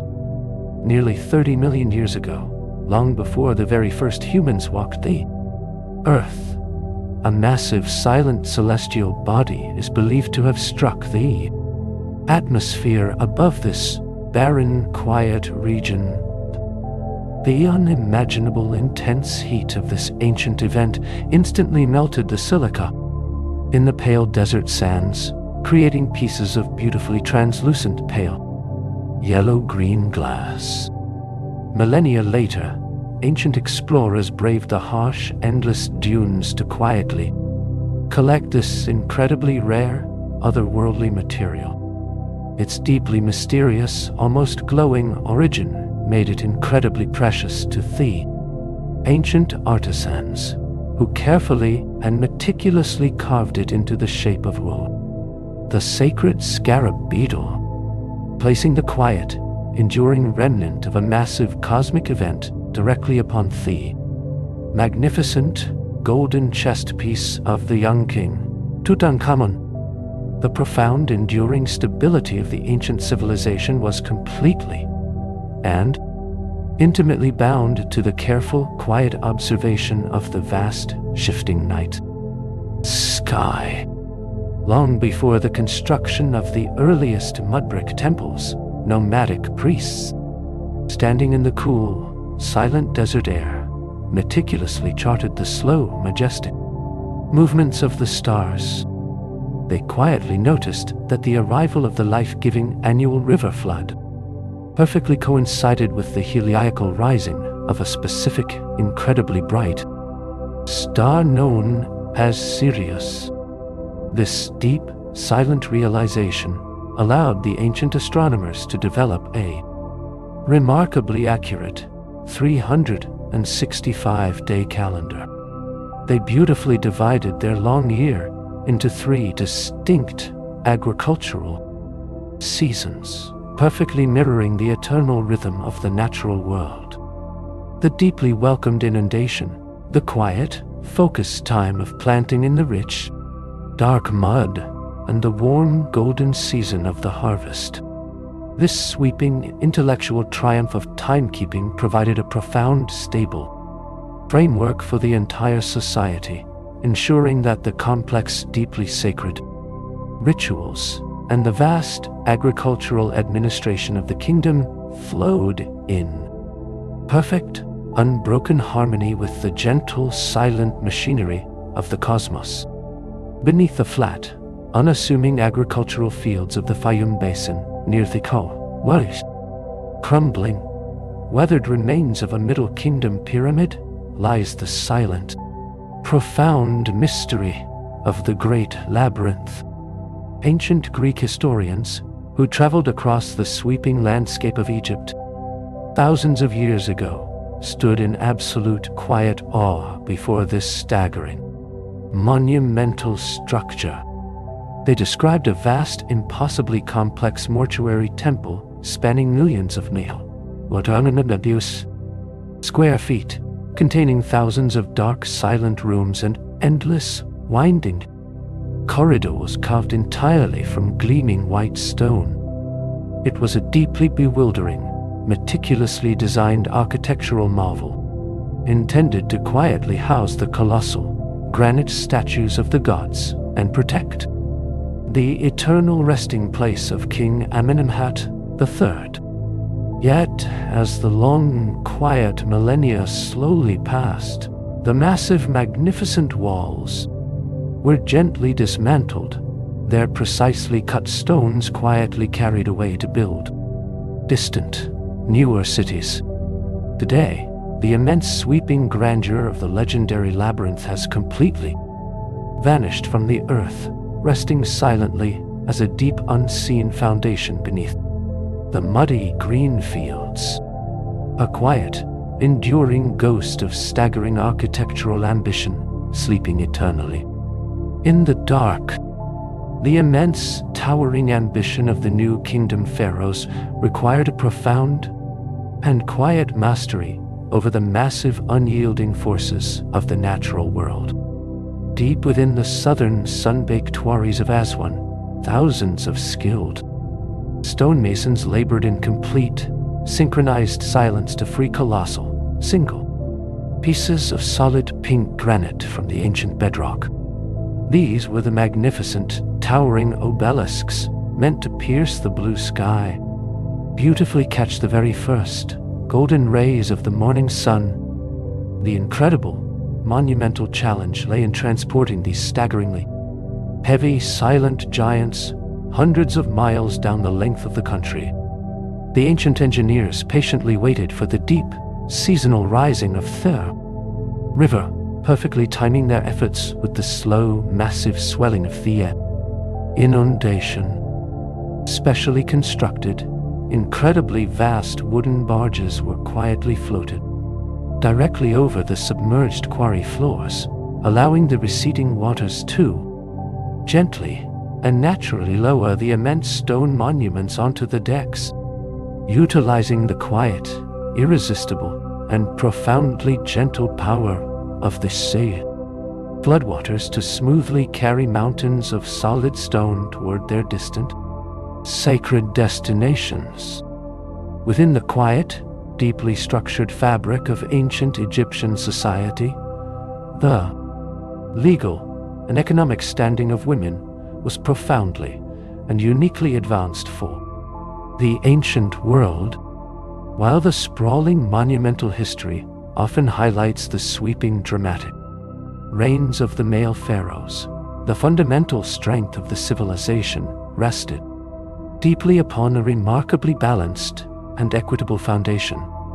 Ancient women, from the highest royal courts to the quiet, dusty agricultural villages, possessed the fundamental right to own, manage, and freely bequeath their own land and property. They could quietly initiate divorce, enter into complex, binding legal contracts, and freely serve as highly respected witnesses in the deep, shadowed halls of the local court. This quiet, enduring legal autonomy provided a profound sense of stability, deep social resilience that carried the nation through long centuries of famine, and political fragmentation. It was a beautifully egalitarian and profoundly pragmatic approach to daily life, ensuring that the quiet, essential contributions of half the population were legally protected, perfectly weaving their enduring strength into the vast, unyielding bedrock of the incredibly long-lived civilization. Far away from the comforting, agricultural embrace of the Nile, across the harsh, deeply unforgiving, and silent terrain of the Sinai Peninsula lay the isolated, sun-scorched mountains of Sarabat el-Qadim. For thousands of years, dedicated royal expeditions quietly marched across the sweeping, arid landscape, enduring profound hardship to reach the deeply shadowed, ancient mines carved into the sandstone cliffs. They sought the beautiful, softly glowing blue-green stone known as turquoise, a deeply sacred material believed to hold the protective, eternal essence of the great goddess Hathor. High upon the isolated rocky plateau, these ancient weary miners slowly built a sprawling, silent temple dedicated to the Lady of Turquoise. Amidst the deep, quiet isolation of the desert, the workers meticulously carved hundreds of profound, silent inscriptions into the towering stone pillars, offering gentle prayers for a safe return to their distant green homeland. The remote, hauntingly beautiful ruins of Sarabat el-Qadim stand today as quiet, deeply moving testament to the immense sweeping reach of the ancient state and the profound enduring devotion of its most isolated and silent laborers. As the long, quiet centuries slowly unfolded, the deep, spiritual devotion of the ancient culture began to beautifully and profoundly manifest in the vast, silent world of the animal kingdom. Believing that the countless diverse creatures of the land, air, and water served as living, breathing vessels for the divine presence of the gods, the priesthood initiated a sweeping, deeply meticulous practice of sacred preservation.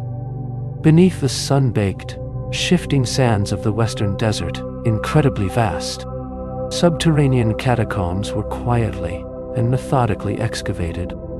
Within these deep, pitch-black and silent limestone corridors, millions of carefully mummified animals were gently laid to rest. Hawks wrapped in incredibly intricate, geometric patterns of linen, massive, silent crocodiles adorned with beautiful gold leaf, and countless, graceful cats were all lovingly preserved as quiet, eternal messengers to the divine. This staggering, monumental undertaking perfectly illustrates a deeply profound and almost unfathomable spiritual commitment, transforming the quiet, dark spaces beneath the earth into vast, sweeping libraries of silent devotion, perfectly reflecting the ancient Egyptian desire to find absolute, eternal harmony with every beautiful living aspect of the soul. Natural world. The profound, enduring ancient desire to beautifully replicate the eternal, life-giving essence of the world led to the quiet, masterful perfection of an incredibly unique and deeply radiant material. Known today as Egyptian faience, it was not true glass nor traditional pottery, but a brilliant, crushed quartz ceramic that magically and quietly self-glazed in the intense heat of the ancient kilns. When it emerged from the fire, the material possessed a stunning, softly glowing blue-green surface, perfectly mirroring the deep, eternal color of the Su, life-sustaining river, and the vast, unyielding canopy of the heavens. The ancient artisans quietly and meticulously shaped this beautiful, deeply symbolic material into thousands of gentle, everyday objects. Delicate, lotus-shaped chalices, intricate, protective amulets, and countless silent Shabti figures designed to perform agricultural labor in the afterlife. The quiet, enduring brilliance of blue faience permeated every single layer of ancient society, bringing the beautiful divine colors of creation into the humble, mud-brick homes of the poor, and the massive, sprawling stone palaces of the great kings, leaving a softly glowing, deeply profound legacy that completely defies the silent passage of time. Every year, as the vital floodwaters of the Nile reached their absolute, sweeping zenith across the vast fertile floodplain, a profound and joyous transformation would wash over the sprawling monumental city of Thebes. The immense, towering pylons of Karnak, usually cloaked in deep sacred silence, became the vibrant, pulsing heart of a sweeping national celebration. This was the majestic festival of Opet, a deeply essential ritual designed to quietly renew the divine energy of the pharaoh and the cosmos itself. A breathtaking, beautifully carved wooden bark carrying the sacred, hidden image of the great god Amun was gently carried from the deep shadows of his ancient sanctuary. Thousands of devoted citizens lined the wide paved avenue of sphinxes, their voices blending into a sweeping rhythmic chant that echoed endlessly off the massive stone walls. The procession moved slowly and deliberately, journeying southward along the eternal river toward the elegant, soaring colonnades of the Luxor Temple. In this quiet, sacred space, away from the public gaze, ancient rituals of divine rebirth were meticulously performed, seamlessly weaving the earthly power of the king with the infinite, enduring majesty of the heavens. Resting silently in the deep, protective shadows of the Giza Plateau, buried meticulously within a massive limestone pit just steps from the Great Pyramid, lay a profound masterpiece of ancient wooden engineering. For over 4,000 years, this breathtaking vessel remained completely hidden from the bright, relentless desert sun, resting in absolute, undisturbed darkness beneath the massive stone blocks. This was a magnificent solar boat, spanning over 140 feet in length, gracefully crafted from massive sweeping planks of imported Lebanese cedar. It was not built to sail the earthly muddy waters of the Nile, but rather to gently and effortlessly navigate the vast starry expanse of the deepest cosmos. The ancient builders constructed it entirely without a single metal nail, using complex, deeply ingenious systems of wooden pegs and tightly woven rope to securely bind the massive hull together. This quiet, majestic ship was intended to carry the resurrected soul of King Khufu across the eternal, sweeping heavens alongside the sun god, perfectly, reflecting a deeply poetic and enduring belief in a beautiful, unending journey, far beyond the quiet, earthly horizon, far to the south, where the gentle, meandering flow of the river is abruptly shattered by treacherous, towering ridges of jagged granite. The geographical boundaries of the ancient empire required deeply vigilant and continuous protection. Here, in the harsh, sun-baked landscape of the Second Cataract, the Pharaohs of Hua, the Middle Kingdom ordered the construction of a staggering, sweeping chain of massive, mud brick fortresses. The most monumental of these was Puhen, rising silently from the dusty, unforgiving earth like a colossal, artificial mountain overlooking the river. Its deeply imposing architecture featured sweeping, double-layered walls, intricate fortified gatehouses, and deep, dry moats meticulously designed to carefully control the vital, lucrative flow of southern trade. For long, quiet centuries, isolated garrisons of weary Egyptian soldiers manned these towering, wind-swept battlements, their eyes constantly scanning the vast, shimmering horizons of the barren Nubian desert. These silent, enduring sentinels of the distant frontier ensured the safe, continuous passage of exotic wealth into the northern valleys, standing as a profound, monumental testament to the sweeping, deeply strategic reach of the ancient, highly centralized state. Within the deeply shadowed, strictly guarded precincts of the greatest temple, complexes completely isolated from the bustling, chaotic rhythm of Thea. Surrounding agricultural cities existed institutions of profound and quiet intellectual power. These were the houses of life, vast, sweeping repositories of ancient knowledge, where the most brilliant, deeply dedicated minds of the civilization gathered in absolute, reverent silence, surrounded by endless, towering racks of delicate papyrus scrolls. The master scribes meticulously copied and debated the fundamental guiding texts of their ancient world. They studied the complex, shifting movements of the stars, refined the deeply intricate formulas of mathematics, and quietly preserved the sacred, enduring myths that defined the spiritual bedrock of the entire nation. The rigorous, deeply demanding training required to fully master the beautiful, complex hieroglyphic script ensured that these men held immense, sweeping authority over the daily administration of the state.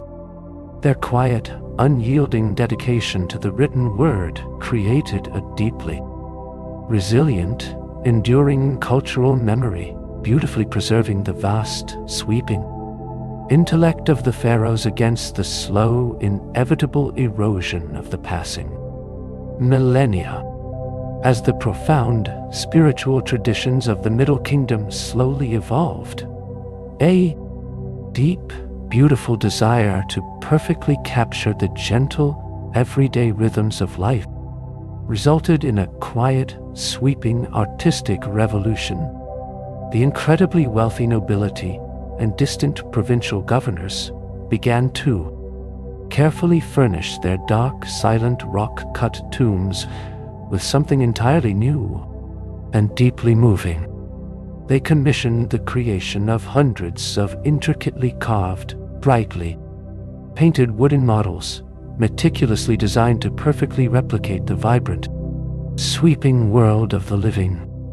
These beautiful miniature dioramas depicted quiet, focused bakers kneading dough, patient, enduring farmers driving their spotted cattle, and elegant, sweeping wooden boats with tiny woven linen sails catching an eternal breeze. Placed gently into the deep, perfectly sealed burial chambers, these silent, motionless figures were magically intended to awaken in the afterlife, ensuring a continuous, unbroken supply of earthly comforts. They remain today as incredibly poignant, quiet windows into a long-vanished world, beautifully capturing the enduring, deeply human appreciation for the Yahweh. Simple, quiet labors that continuously sustained the immense, sweeping ancient civilization. The vast, sweeping architectural ambitions of the great pharaohs were constantly and deeply constrained by the fundamental geographical realities of the Nile Valley, which lacked the tall, sturdy timber required for truly monumental construction. To overcome this profound natural limitation, the ancient state slowly established a quiet, enduring, and deeply vital maritime trade network across the shimmering, unpredictable expanse of the deep Mediterranean Sea.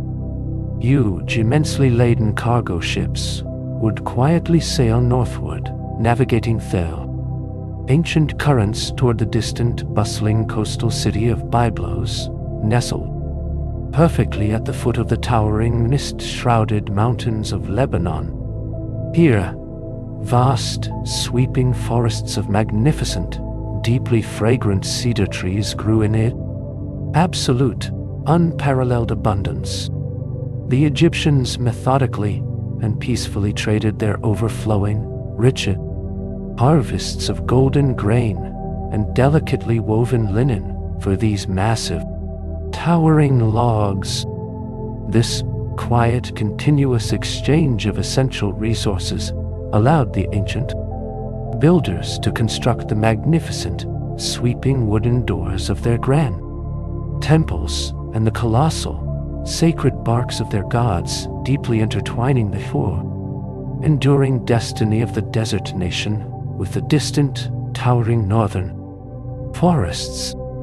Deep beneath the desolate, wind-swept sands of the ancient Saqqara necropolis, far removed from the towering, silent presence of the early step pyramids, lies a vast, profoundly mysterious subterranean world, carved directly into the unyielding, solid limestone bedrock.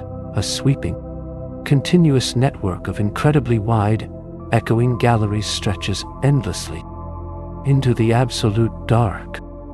This is the legendary Serapeum, a quiet, staggering monument dedicated entirely to the deeply sacred, divine Apis bulls. These magnificent animals, worshipped daily during their lives as the living, breathing manifestation of the great creator god Ptah, were treated with absolute, unparalleled reverence. Upon their natural passing, the entire nation would fall into a state of deep, quiet, and profound mourning. The massive bulls were meticulously mummified, and then slowly and gently transported into these deep, shadowy catacombs. They were laid to rest within colossal, single-piece sarcophagi carved from solid, unyielding granite, each weighing an unfathomable 80 tons. This sweeping, deeply profound devotion to the sacred animals perfectly illustrates the incredibly complex and deeply interwoven spiritual landscape of the later ancient periods, echoing quietly through the eternal corridors of stone. While the sweeping, monumental history of the era is overwhelmingly defined by the colossal stone temples and the magnificent, golden treasures of the royal elite, the quiet, daily reality of the common people is beautifully preserved in the shifting sands of the Fayum Basin. Near the crumbling, weathered base of a Middle Kingdom pyramid, the sprawling, meticulously planned town of Lahon was quietly and purposefully constructed. This sweeping, grid-like settlement was built to securely house the thousands of dedicated workers and highly skilled artisans who were strictly tasked with maintaining the eternal cult of the pharaoh. The narrow, dusty streets were lined with simple, deeply practical mud brick homes, arranged with profound, overarching administrative precision. Life within these quiet, enduring walls revolved smoothly around the slow, gentle rhythms of domestic duty, the rhythmic grinding of golden grain, and the careful, methodical weaving of coarse linen. The silent, deeply buried remains of this ancient working-class community offer an incredibly rare and profoundly moving glimpse into the steady, unyielding human foundation that quietly and continuously supported the immense sweeping grandeur of the Egyptian state. Far out in the deep, unforgiving isolation of the vast western desert, separated from the comforting green ribbon of the Nile by hundreds of miles of sweeping, sun-scorched dunes, lie a series of ancient, deeply verdant depressions. These are the great oses, profound, quiet islands of incredible life, flourishing miraculously amidst a seemingly endless ocean of completely barren sand. The most prominent of these, the Bahariya oasis, became a deeply vital and sweeping agricultural center during the fading centuries of the ancient era. Fed by deep, bubbling, and eternal artisan springs, the lush shaded groves of date palms and the sweeping, fertile fields of grapes provided immense, staggering agricultural wealth. The quiet, resilient people who inhabited these remote, deeply isolated outposts developed their own unique cultural rhythms while remaining deeply, permanently bound to the spiritual traditions of the distant river valley. Their massive, quietly hidden cemeteries containing thousands of beautifully gilded mummies stand as a profound, sweeping testament to the incredible, enduring reach of the ancient civilization, gracefully adapting to the most harsh and sweeping environments on the entire earth. As the sweeping, golden era of the New Kingdom reached its magnificent, unparalleled zenith, the immensely wealthy and powerful officials of the royal court sought to ensure their own enduring immortality upon the rugged western bank of ancient Thebes, leaving behind the massive freestanding stone structures of their distant ancestors. They turned their gaze toward the deeply fissured, towering limestone foothills of a quiet, sweeping hill known as Sheikh Abd el-Qurna. Here, they ordered the incredibly slow, meticulous excavation of hundreds, deeply plunging, rock-cut tombs, carving their eternal resting places directly into the quiet, unyielding body of the mountain. The interiors of these silent, hidden sanctuaries were beautifully and vividly painted over a base of smooth, white plaster.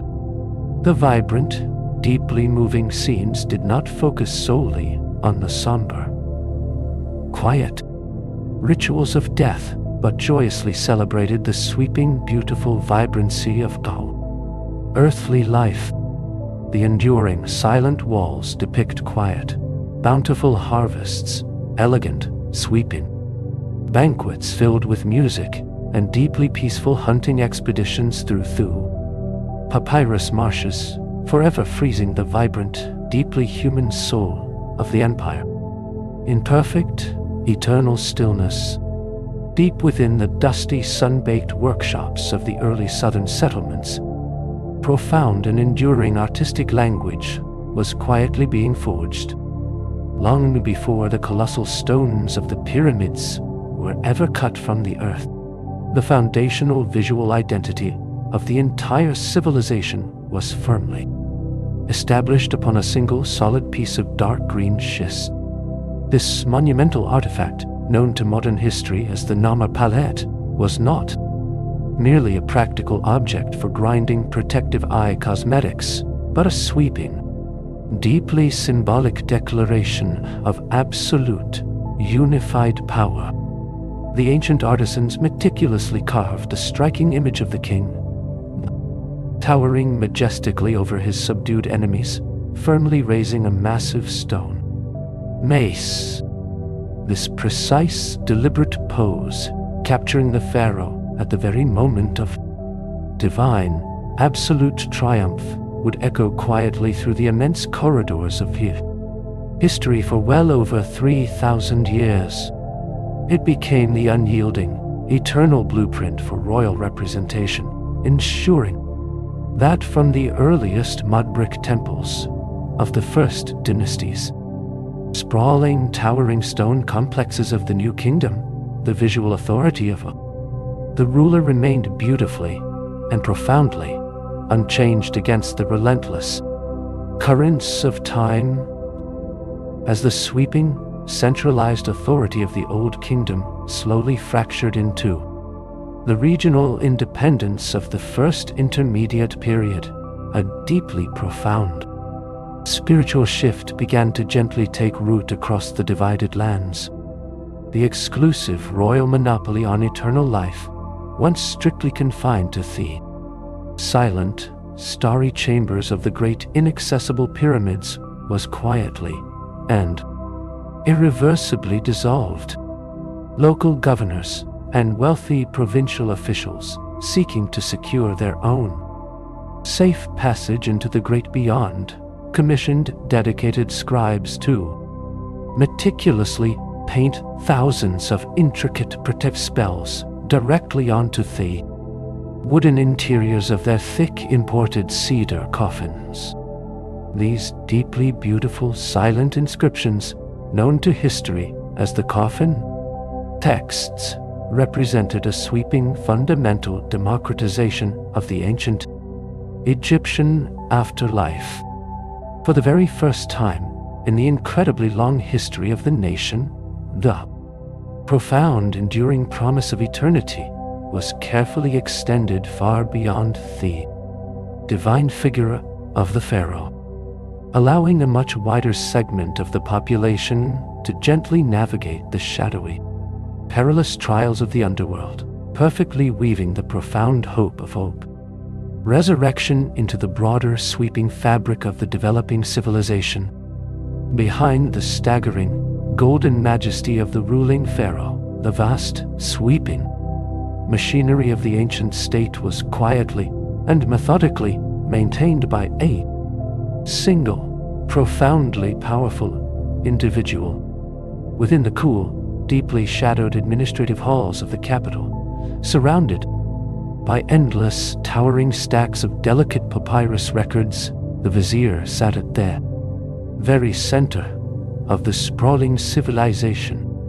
Known as the Chieti, this deeply respected official was the absolute, unyielding engine of the complex Egyptian bureaucracy. He quietly oversaw the vast, sweeping agricultural assessments along the length of the river, meticulously organized the monumental building projects out in the deep deserts, and served as the supreme, unwavering judge in the highest courts of the land. The pharaoh might have been the divine, unchanging face of the empire, but it was the quiet, relentless dedication of the vizier that ensured the golden grain was continuously harvested, the towering temples were perfectly aligned, and the deep, eternal rhythm of the nation flowed smoothly, serving as the vital, enduring bridge between the absolute will of the distant gods and the daily sweeping reality of the common people. Nestled deeply within the immense, towering stone walls of the greatest temple complexes, completely isolated from the dry, sweeping heat of the surrounding desert environment, lay profound pools of absolute, undisturbed tranquility. These were the sacred lakes, vast, meticulously excavated rectangular basins, filled from beneath with the cool, deep groundwater of the eternal river. Every single morning, long before the golden rays of the rising sun crested the distant eastern horizon, the high priests would emerge from the shadowed sanctuaries.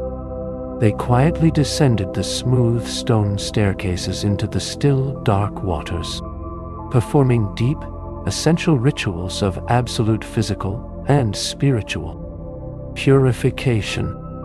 The pristine surface of the lake, perfectly mirroring the sweeping, silent majesty of the starry sky above, was believed to represent the primordial, endless waters of creation itself.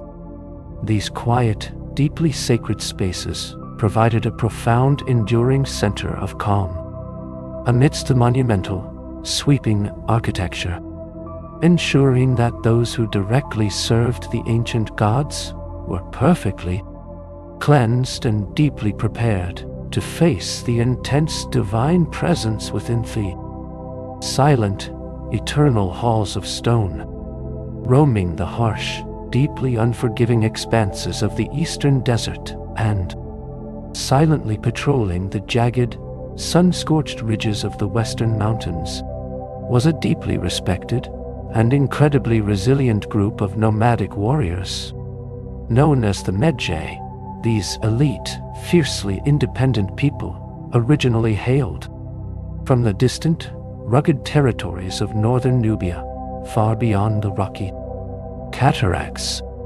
Over the long, quiet centuries, their unparalleled skill in trekking across the barren sands and their profound, unmatched mastery of the bow drew them into the deeply vital service of the Egyptian state. They were not merely hired soldiers, but the quiet, unwavering guardians of the civilization's most sacred and deeply vulnerable spaces. The pharaohs entrusted them with the immense, sweeping responsibility of policing the bustling, vast capital cities and silently protecting the deeply hidden, staggering wealth of the royal necropolises. Their quiet, vigilant presence along the most remote, sweeping borders of the empire ensured a profound, enduring stability, perfectly integrating the deeply resilient strength of the desert nomads into the vast protective machinery of the incredibly long-lived pharaonic state. As the long, sweeping decades of a pharaoh's reign slowly accumulated over the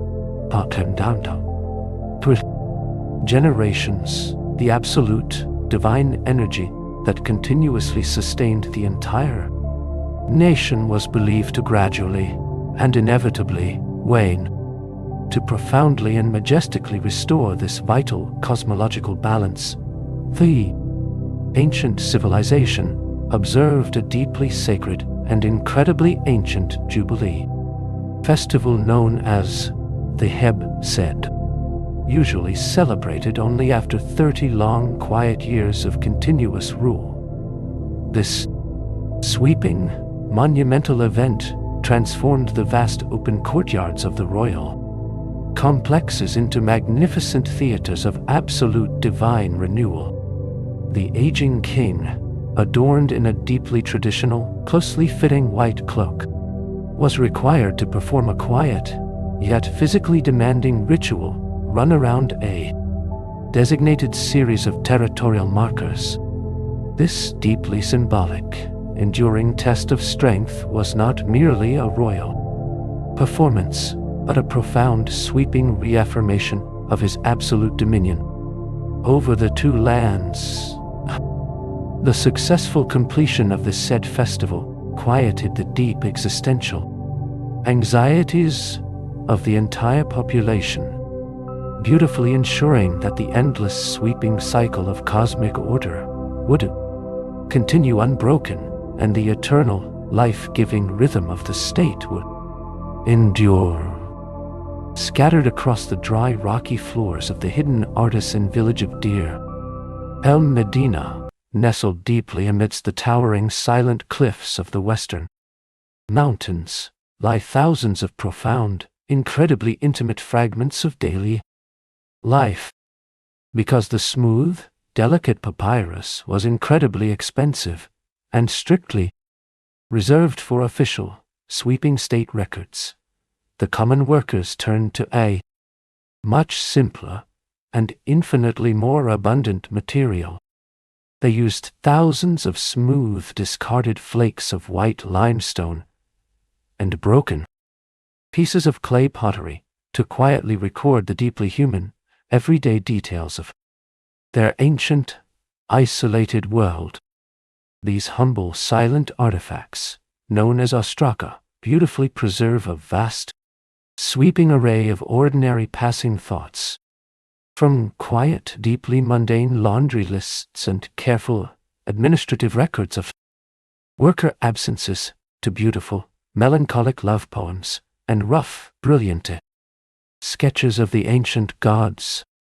These enduring, scattered stones offer an incredibly rare, perfectly unguarded window into the vibrant, sweeping reality of the common people, proving that behind the staggering, silent monuments of eternity, there lived a deeply expressive and profoundly resilient society, sharing the same quiet joys and sorrows as we do today. Within the immense, sweeping agricultural heart of the empire, the vast, towering mud-brick silos were constantly and deeply threatened by the silent, unseen movements of encroaching desert rodents. The absolute survival of the entire civilization depended on the careful, continuous preservation of this harvested golden grain. It was in these quiet, shadowed storehouses that a profound and enduring alliance was gently forged between the ancient Egyptians and a small, deeply graceful desert predator, the African wildcat, naturally drawn to the abundant prey within the sweeping agricultural settlements, was quietly and respectfully welcomed into the very fabric of daily life. Over the long, slow-moving centuries, this deeply pragmatic relationship blossomed into a profound, sweeping spiritual reverence across the entire nation. The cat became the beautiful, silent embodiment of the protective goddess Bastet, deeply admired for its quiet, absolute vigilance and its gentle, nurturing grace.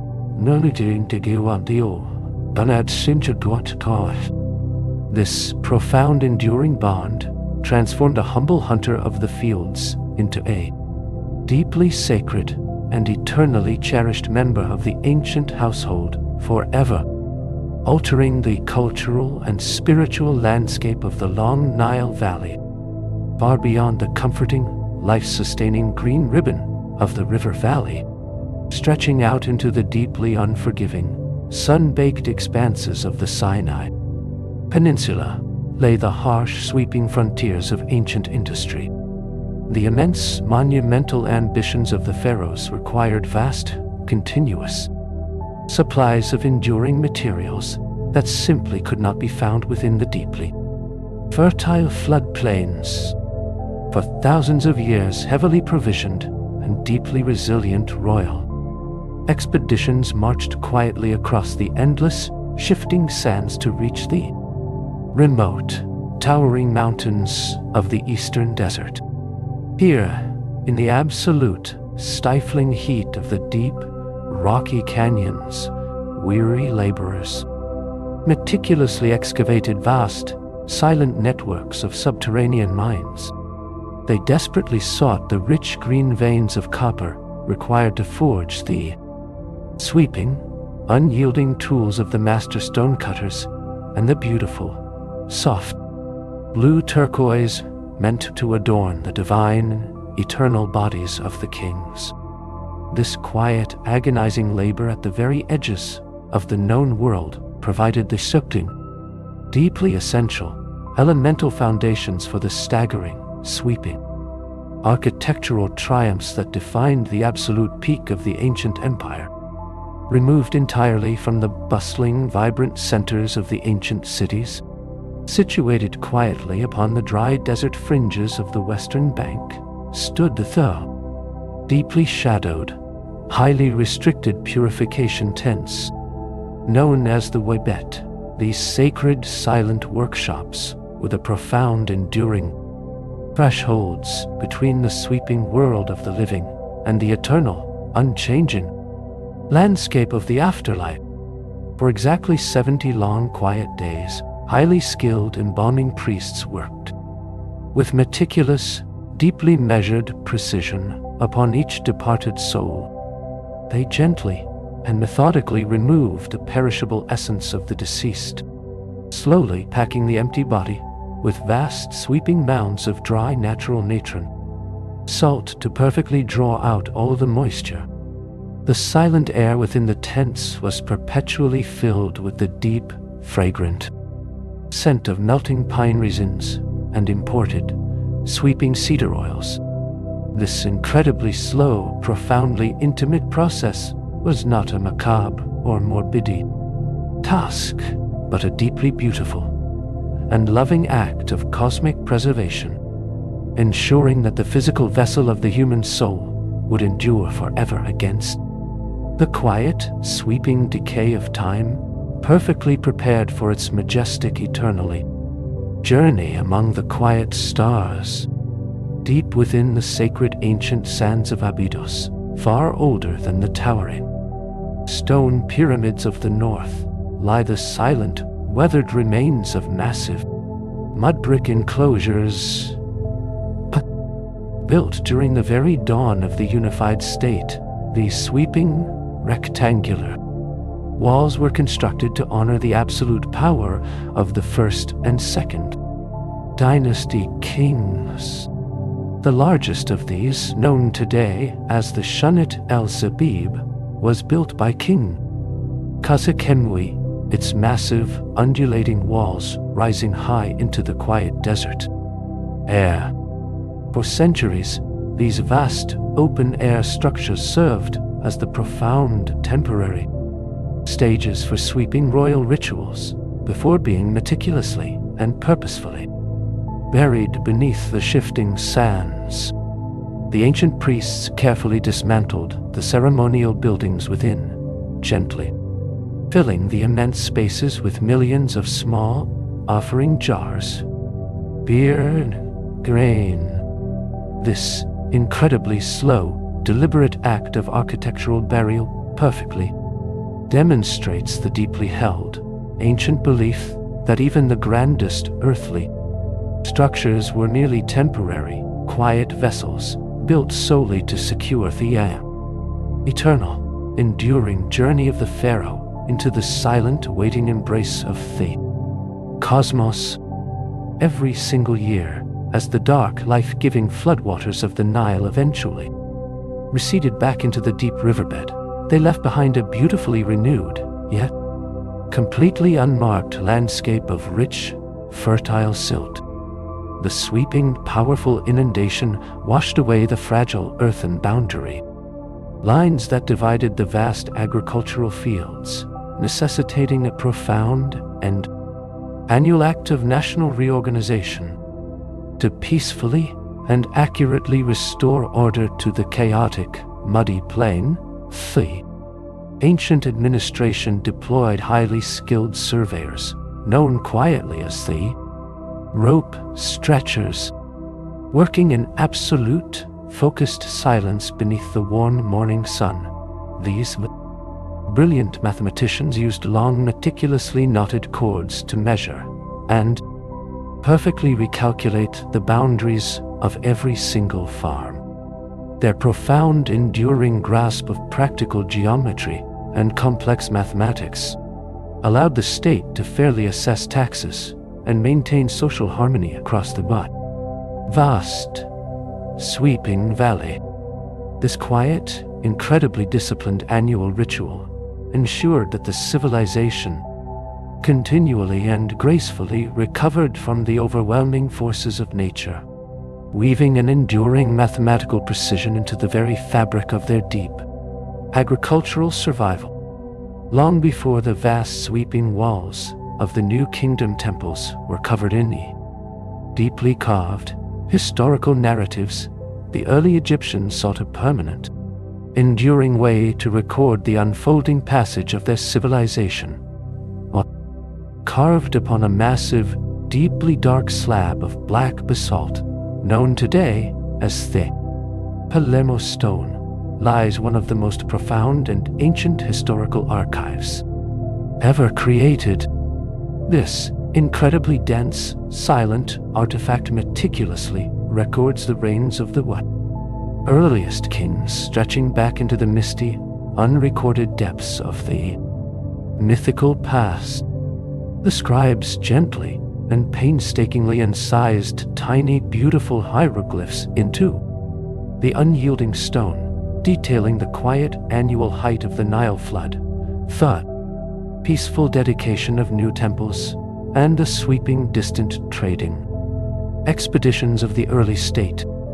By meticulously tracking the slow, rhythmic accumulation of years and the shifting, unpredictable moods of the river, this silent, dark stone provided a profound sense of temporal stability, anchoring the incredibly young, developing civilization firmly within the vast, sweeping, and eternal currents of an enduring, deeply measured historical timeline. While the staggering monumental architecture of the civilization was built from solid, unyielding stone, the quiet daily reality of the ancient people was intimately wrapped in a far more delicate and profoundly beautiful material.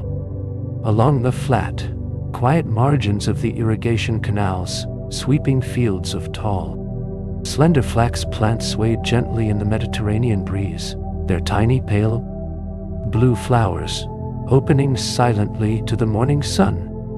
When the stalks were perfectly mature, they were carefully harvested, soaked in the cool river waters, and gently beaten to extract the incredibly strong and dull, resilient inner fibers. In the shadowed, quiet courtyards of homes across the entire valley, women meticulously spun and wove these fibers into vast, sweeping lengths of pure white linen. This deeply essential, enduring fabric was profoundly central to the entire ancient economy, serving as a standard currency for trade. The crisp, clean garments of the temple priesthood and the endless protective wrappings required for eternal mummification, proving that the true enduring strength of the empire was often woven quietly and patiently by human hands. Nestled directly behind the sweeping, magnificent mortuary temple of King Seti the First at Abydos, lies a deeply profound and incredibly mysterious architectural wonder. Excavated deep below the surface of the sun-baked desert, the ancient builders constructed a massive subterranean complex known as the Osirian. This silent, shadowy structure was meticulously designed to physically replicate the ancient, profound myth of the world's very creation. Massive, completely unadorned pillars of solid red granite rise silently from a dark, deep channel of groundwater, perfectly mimicking the primordial mound of flow earth emerging from the infinite, watery void of the cosmos. The quiet, echoing chambers were completely devoid of the intricate, colorful carvings found in the temples above, relying instead on the staggering, heavy silence of the massive stone blocks to convey a deep, absolute sense of the divine. This subterranean masterpiece served as the ultimate, enduring symbolic tomb for Osiris, the god of the afterlife, anchoring the sweeping spiritual beliefs of the entire nation deep within the silent, eternal bedrock of the sacred landscape. The deeply held, ancient belief in the vast, unseen forces of the cosmos permeated every single aspect of daily life, inspiring the creation of incredibly small, yet profoundly powerful objects of quiet devotion to protect themselves against the unpredictable, sweeping challenges of the natural world, both the living and the departed, relied upon the enduring, silent magic of intricately carved amulets. Master craftsmen worked meticulously with beautiful, semi-precious stones, softly glowing faience, and pure, solid gold to gently shape these deeply symbolic, protective tokens. The resilient, sweeping jade pillar, beautifully representing the strong, unyielding spine of Osiris, was worn to ensure eternal, absolute stability, while the elegant, softly curving Tayat knot, deeply associated with the protective magic of Isis, offered a quiet, enduring promise of welfare and life. Placed carefully over the hearts of the living, or folded gently into the linen wrappings of the dead, these tiny, silent masterpieces provided a profound, deeply comforting sense of universal balance, whispering eternal prayers of absolute protection across the long, sweeping passage of time. Within the deep, immensely shadowed and incense-filled sanctuaries of the grand temples, the preservation of the ancient, sacred knowledge was entrusted to a highly specialized and deeply respected class of individuals. These were the lector priests, men who possessed the incredibly rare and profound ability to read the ancient, complex scrolls of magical and religious texts. During the sweeping monumental festivals and the quiet, deeply intimate funerary rites, the lector priest would step forward, wearing a distinctive, sweeping sash diagonally across his chest. With a calm, deeply measured and resonant voice, he would carefully recite the ancient incantations, breathing life into the silent, written words of the ancestors. It was deeply believed that the precise, perfect pronunciation of these ancient formulas held immense, sweeping cosmic power, capable of gently opening the heavy stone doors of the afterlife and commanding the very forces of nature. Their quiet, enduring devotion to the spoken word seamlessly bridged the vast, silent gap between the mortal world and the eternal, sweeping majesty of the divine. The sprawling, magnificent cities of the ancient delta were completely and intimately bound to the shifting, unpredictable geography of the great rivers' northern branches. For centuries, the colossal, vibrant capital of Pyranesus stood as the absolute, undisputed jewel of the new kingdom, bustling with immense, sweeping international trade and staggering architectural grandeur. However, as the slow, quiet centuries drifted by, the specific, life-giving branch of the Nile that sustained this massive metropolis began to gently and irreversibly silt up, permanently shifting its course eastward. Faced with the slow, devastating loss of their vital waterways, the resilient, enduring people of the era did not simply abandon their grand, monumental heritage. Instead, they undertook an incredibly vast and deeply painstaking relocation. Over generations, they meticulously dismantled the towering stone temples, colossal statues, and massive obelisks of Pi-Ramesses, and quietly transported them to the new, flourishing capital of Tanis, perfectly illustrating the profound, deeply ingrained human ability to gracefully adapt and endure against the slow, sweeping, and undeniable transformations of the natural world. As the vast, sweeping eras of the pharaohs slowly transitioned from one dynasty to the next, the immense, sacred courtyards of the grand temples became incredibly and beautifully crowded. Generation after generation of kings, wealthy officials, and deeply devoted priests had commissioned thousands of magnificent stone and bronze statues to stand silently in the presence of the gods. Eventually, to respectfully clear the deeply sacred spaces for new monuments, the priests of Karnak made a profound and quiet architectural decision. At the very dawn of the 20th century, modern archaeologists gently uncovered a massive, purposefully sealed pit hidden deep beneath the sun-baked flora of the ancient temple, Namdalgainis. Known as the Karnak Cachette, this silent subterranean vault contained nearly 800 staggering stone statues and over 17,000 beautiful, quiet bronze figures. They had been meticulously and reverently buried by the ancient priests, ensuring that these deeply sacred, incredibly beautiful offerings were perfectly protected from destruction, quietly waiting in the deep, silent earth for well over 2,000 years before seeing the light again.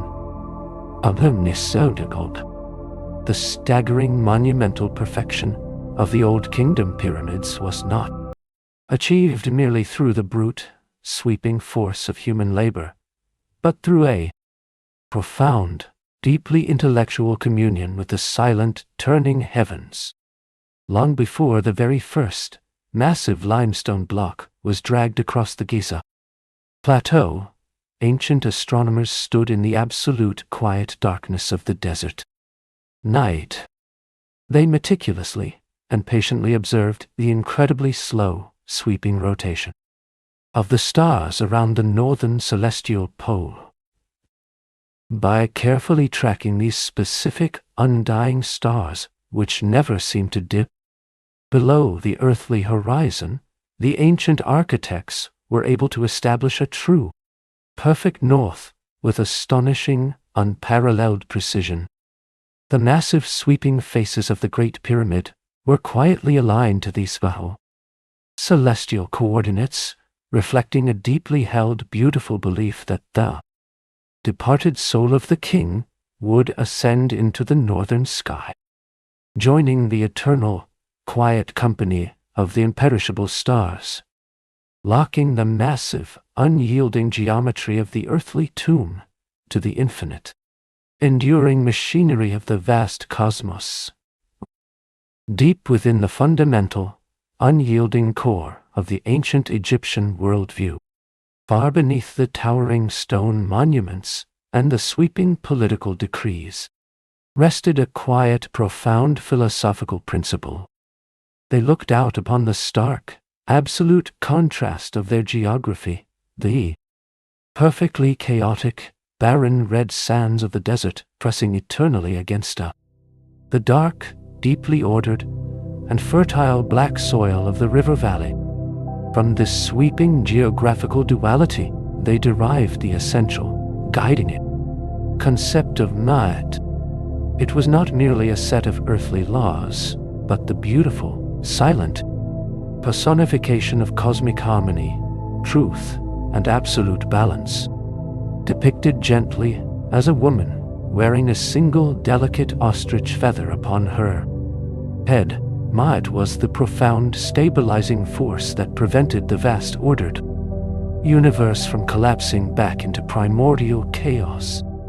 Every single action of the pharaoh, from the quiet dedication of a temple to the sweeping defense of the borders, was meticulously designed to uphold this delicate balance, ensuring that the quiet eternal rhythm of the sun, the river, and the seasons would continue in perfect unbroken harmony for all time. When the harvest season finally concluded, and the vast golden fields of the valley lay quiet and resting beneath the warm sun, the sprawling city of Thebes prepared for a profound, deeply moving annual migration. This was the beautiful feast of the valley, a sweeping national celebration that beautifully bridged the deep, physical divide between the vibrant world of the living and the silent, shadowed realm of the dead. Thousands of citizens carrying woven baskets filled with fresh bread, deeply fragrant lotus flowers, and and clay jars of wine gathered at the riverbanks. They quietly boarded countless wooden skiffs and sweeping, elegant barges, crossing the wide, dark waters of the Nile toward the towering western mountains. Upon reaching the vast, silent necropolises, families would gather within the cool, decorated forecourts of their ancestors' tombs. Here, in the quiet presence of the departed, they shared joyous, vibrant meals, seamlessly weaving the enduring memory of their loved ones back into the soul, sweeping continuous rhythm of earthly life and proving that love and remembrance could easily conquer the vast, silent divide of mortality. During the fading, deeply challenging decades of the New Kingdom, the immense, sweeping wealth that had long sustained the monumental ambitions of the state began to slowly and irreversibly falter. Hidden away in the deeply isolated, sun-baked artisan village of Deir el-Medina, the highly skilled craftsmen who meticulously carved the royal tombs felt this slow economic decline firsthand. When the vital monthly grain rations failed to arrive from the central granaries, breaking the deeply sacred unspoken contract between the pharaoh and his workers, the artisans made a profound and entirely unprecedented decision. In the 29th year of the reign of Ramesses III, they quietly and methodically laid down their heavy bronze chisels and wooden mallets. Walking out of the deep, silent valleys of the necropolis, they staged the very first recorded labor strike in all of human history. Their quiet, peaceful sit-ins at the sweeping, monumental temples of the West Bank demonstrated a deeply resilient and profound sense of social justice, proving that even in a society governed by a living God, the fundamental, quiet dignity of human labor commanded absolute respect.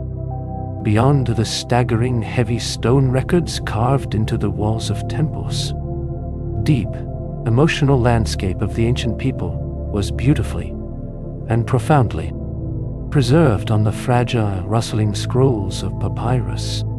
During the cultural renaissance of the Middle Kingdom, a sweeping, epic piece of literature emerged that would captivate the civilization for centuries. Known as the Tale of Sinuhe, it quietly recounts the fictional, deeply moving journey of a royal official who flees his homeland in a moment of sudden, overwhelming political panic. He travels far into the harsh, sweeping deserts of the Levant, eventually achieving immense wealth and great renown among the foreign, nomadic tribes. Yet, despite his sweeping success, his heart remains deeply and painfully tethered to the quiet, muddy banks of the eternal river. The story is a profound, beautifully written exploration of homesickness, the deep existential dread of dying in a foreign land, far from the sacred, necessary rituals of mummification, capturing the absolute, unbreakable psychological bond that tied the ancient Egyptian soul to the deeply comforting and sacred geography of the Nile Valley. To find quiet, enduring respite from the intense, sweeping heat of the north, African sun, the wealthy nobility, and the high priesthood cultivated deeply lush and meticulously planned sanctuaries of green, shielded from the relentless, dry desert winds by high, sweeping mud brick walls. The ancient Egyptian garden was a profound architectural masterpiece of all environmental mastery. At the very center of these quiet, enclosed paradises lay a deep, perfectly rectangular pool, teeming with vibrant tilapia fish and gently blanketed by the floating, elegant blooms of the blue lotus. Surrounding the cool, still water were incredibly organized, symmetrical rows of tafio, Deeply fragrant, sycamore fig trees, tall date palms, and sweeping, delicate grape arbors that provided deep, continuous shade. These quiet, vibrant spaces were not merely for earthly leisure, but were deeply symbolic, earthly reflections of the eternal, perfect fields of the afterlife, meticulously sustained through a vast, quiet network of small irrigation channels, proving their profound, enduring ability to gently carve a vibrant, deeply flourishing paradise directly out of the harsh, unyielding landscape of the ancient desert. As the sweeping, dynamic era of the New Kingdom brought the isolated nation into deep, continuous contact with the wider, interconnected world of the Near East, beautiful, entirely new technologies slowly began to cross the distant borders. Among the most profound of these imports was the quiet, meticulous art of glass making. While the Egyptians had long mastered the creation of softly glowing faience, true, core-formed glass was a sweeping, brilliant innovation originally developed in the distant, northern regions of Mesopotamia.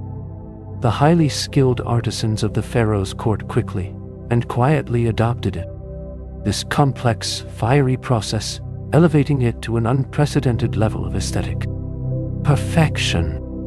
They meticulously trailed thin, sweeping threads of molten, deeply colored glass around a core of clay, pulling the soft threads with metal tools to create beautiful, sweeping zigzag patterns. When the quiet, dark kilns finally cooled, they revealed stunning, translucent vessels of deep cobalt blue and vibrant, sunny yellow, perfectly transforming a raw foreign technology into a deeply prized and profoundly elegant expression of ancient Egyptian luxury and enduring artistic mastery, stretching far beyond the familiar, deeply comforting southern cataracts of the river, an incredibly harsh and completely desolate overland route cut directly through the unforgiving, sweeping expanse of the western desert.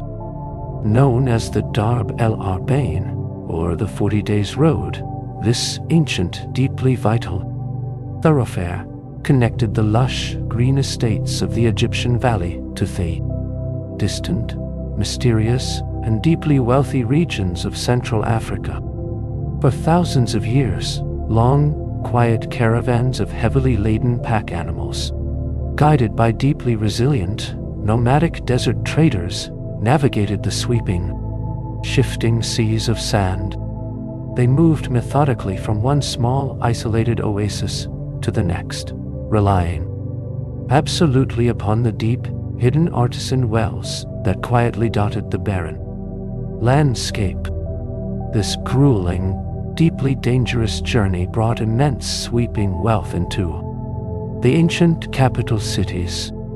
Exotic, fragrant spices, immense, curved ivory tusks, and deeply precious, rare woods flowed continuously along this quiet, hidden artery, perfectly illustrating the incredible, sweeping economic reach of the civilization, stretching far across the most inhospitable and deeply silent terrain on the entire earth. While the supreme, sweeping authority of the state was ultimately held in the divine hands of the pharaoh, the quiet, daily administration of justice within the local, agricultural communities operated on a far more intimate and deeply grounded level. Every single village and bustling provincial town was gently and methodically governed by a local council of respected elders known as the Kenbet, operating quietly beneath the sweeping monumental decrees of the central government. These small, community-driven courts met in the cool, deeply shaded courtyards of the local temples. They listened patiently to the quiet, everyday disputes of the common people, gently resolving complex disagreements over shifting land boundaries. thefts, and the careful, meticulous execution of inherited wills. This profound, deeply localized approach to law did not rely on heavy sweeping physical punishments, but rather sought to quietly restore the essential harmony and social balance of the community, ensuring that the deep, enduring principles of cosmic justice permeated even the most humble and isolated corners of the vast, incredibly long-lived civilization. Wading silently through the incredibly dense, green papyrus thickets of the sprawling northern delta, a deeply elegant and highly distinctive bird searched patiently for its daily sustenance. The African sacred ibis, with its pristine white plumage and its long, beautifully curving black beak, was a deeply familiar, quiet presence in the ancient, marshy landscape. The incredibly observant Egyptians, watching the bird meticulously probe the dark, rich mud, profoundly associated its gentle, sweeping motions with the careful, deliberate scratching of a scribe's reed pen upon a fresh papyrus scroll. Thus, this quiet, unassuming creature became the living, breathing manifestation of Thoth, the great god of wisdom, mathematics, and the sacred written word. In deeply shadowed, silent temples dedicated to his profound intellect, vast, sweeping flocks of these beautiful birds were carefully bred and lovingly maintained by the dedicated priesthood. Their quiet, rhythmic presence in the deep marshes became an enduring, deeply poetic symbol of the civilization's unparalleled, sweeping devotion to the pursuit of absolute knowledge and the careful, meticulous recording of their eternal history. When the dark, silent mantle of the night finally fell over the vast, sweeping valley, and the exhausted laborers fell into a deep, heavy slumber, the ancient mind believed it was gently crossing into a profound, unseen realm. Dreams were not viewed merely as the quiet, random processing of daily memories, but as sweeping, deeply significant windows into the divine. They were profound, often mysterious messages sent directly from the ancient to gods, or the silent, waiting spirits of the departed. To navigate this deeply complex psychological landscape, the ancient priests compiled detailed, meticulous guides, the most famous being the Dream Book of Dar el-Medina. Written carefully on a long, fragile papyrus scroll, it quietly lists hundreds of sweeping, symbolic visions and their deeply prophesied meanings. To dream of eating crocodile flesh promised quiet, enduring wealth, while dreaming of a deeply shadowed eclipse warned of sweeping, impending sorrow. This profound, enduring attempt to categorize the chaotic, silent visions of the sleeping mind perfectly demonstrates their deep, unyielding desire to find absolute, universal order within every single facet of the human experience. As our long, quiet journey through the vast, sweeping corridors of time finally draws to a close, let the ancient, whispering sands settle gently into the deep, dark earth. The towering, silent monuments of stone will remain, standing resolute beneath the eternal, turning canopy of the stars, just as they have for thousands upon thousands of years, perfectly undisturbed by the gentle, passing breeze of the night. You too can now completely release the waking world and all its fleeting, transient concerns. Allow your mind to drift peacefully, like a small, wooden skiff gliding smoothly upon the dark, calm, and eternal waters of the Nile. The epic, enduring history of the pharaohs has faded softly into the profound, protective silence of the deep desert, leaving behind a beautiful, ancient world that is perfectly still, perfectly calm, and completely at rest. It is time now to leave these magnificent, echoing memories to their profound, peaceful slumber, and allow your own mind to gently return to the quiet, absolute reality of this present moment. Feel the soft, comforting fabric of your own bed, wrapping safely and warmly around you, like a thick, protective layer of absolute, enduring peace.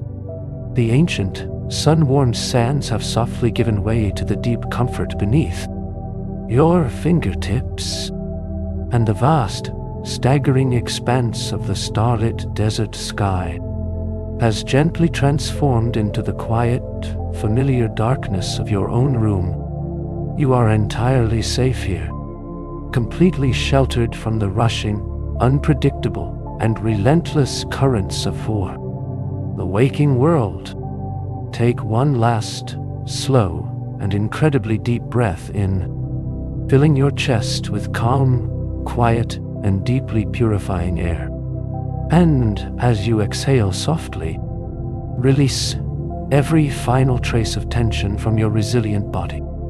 Let your shoulders sink deeply and completely into the mattress. Feel the muscles in your face soften and smooth away into perfect stillness. And allow your arms and your legs to become wonderfully relaxed, completely and absolutely at ease. There's nothing left for you to do today. Nowhere else you need to be.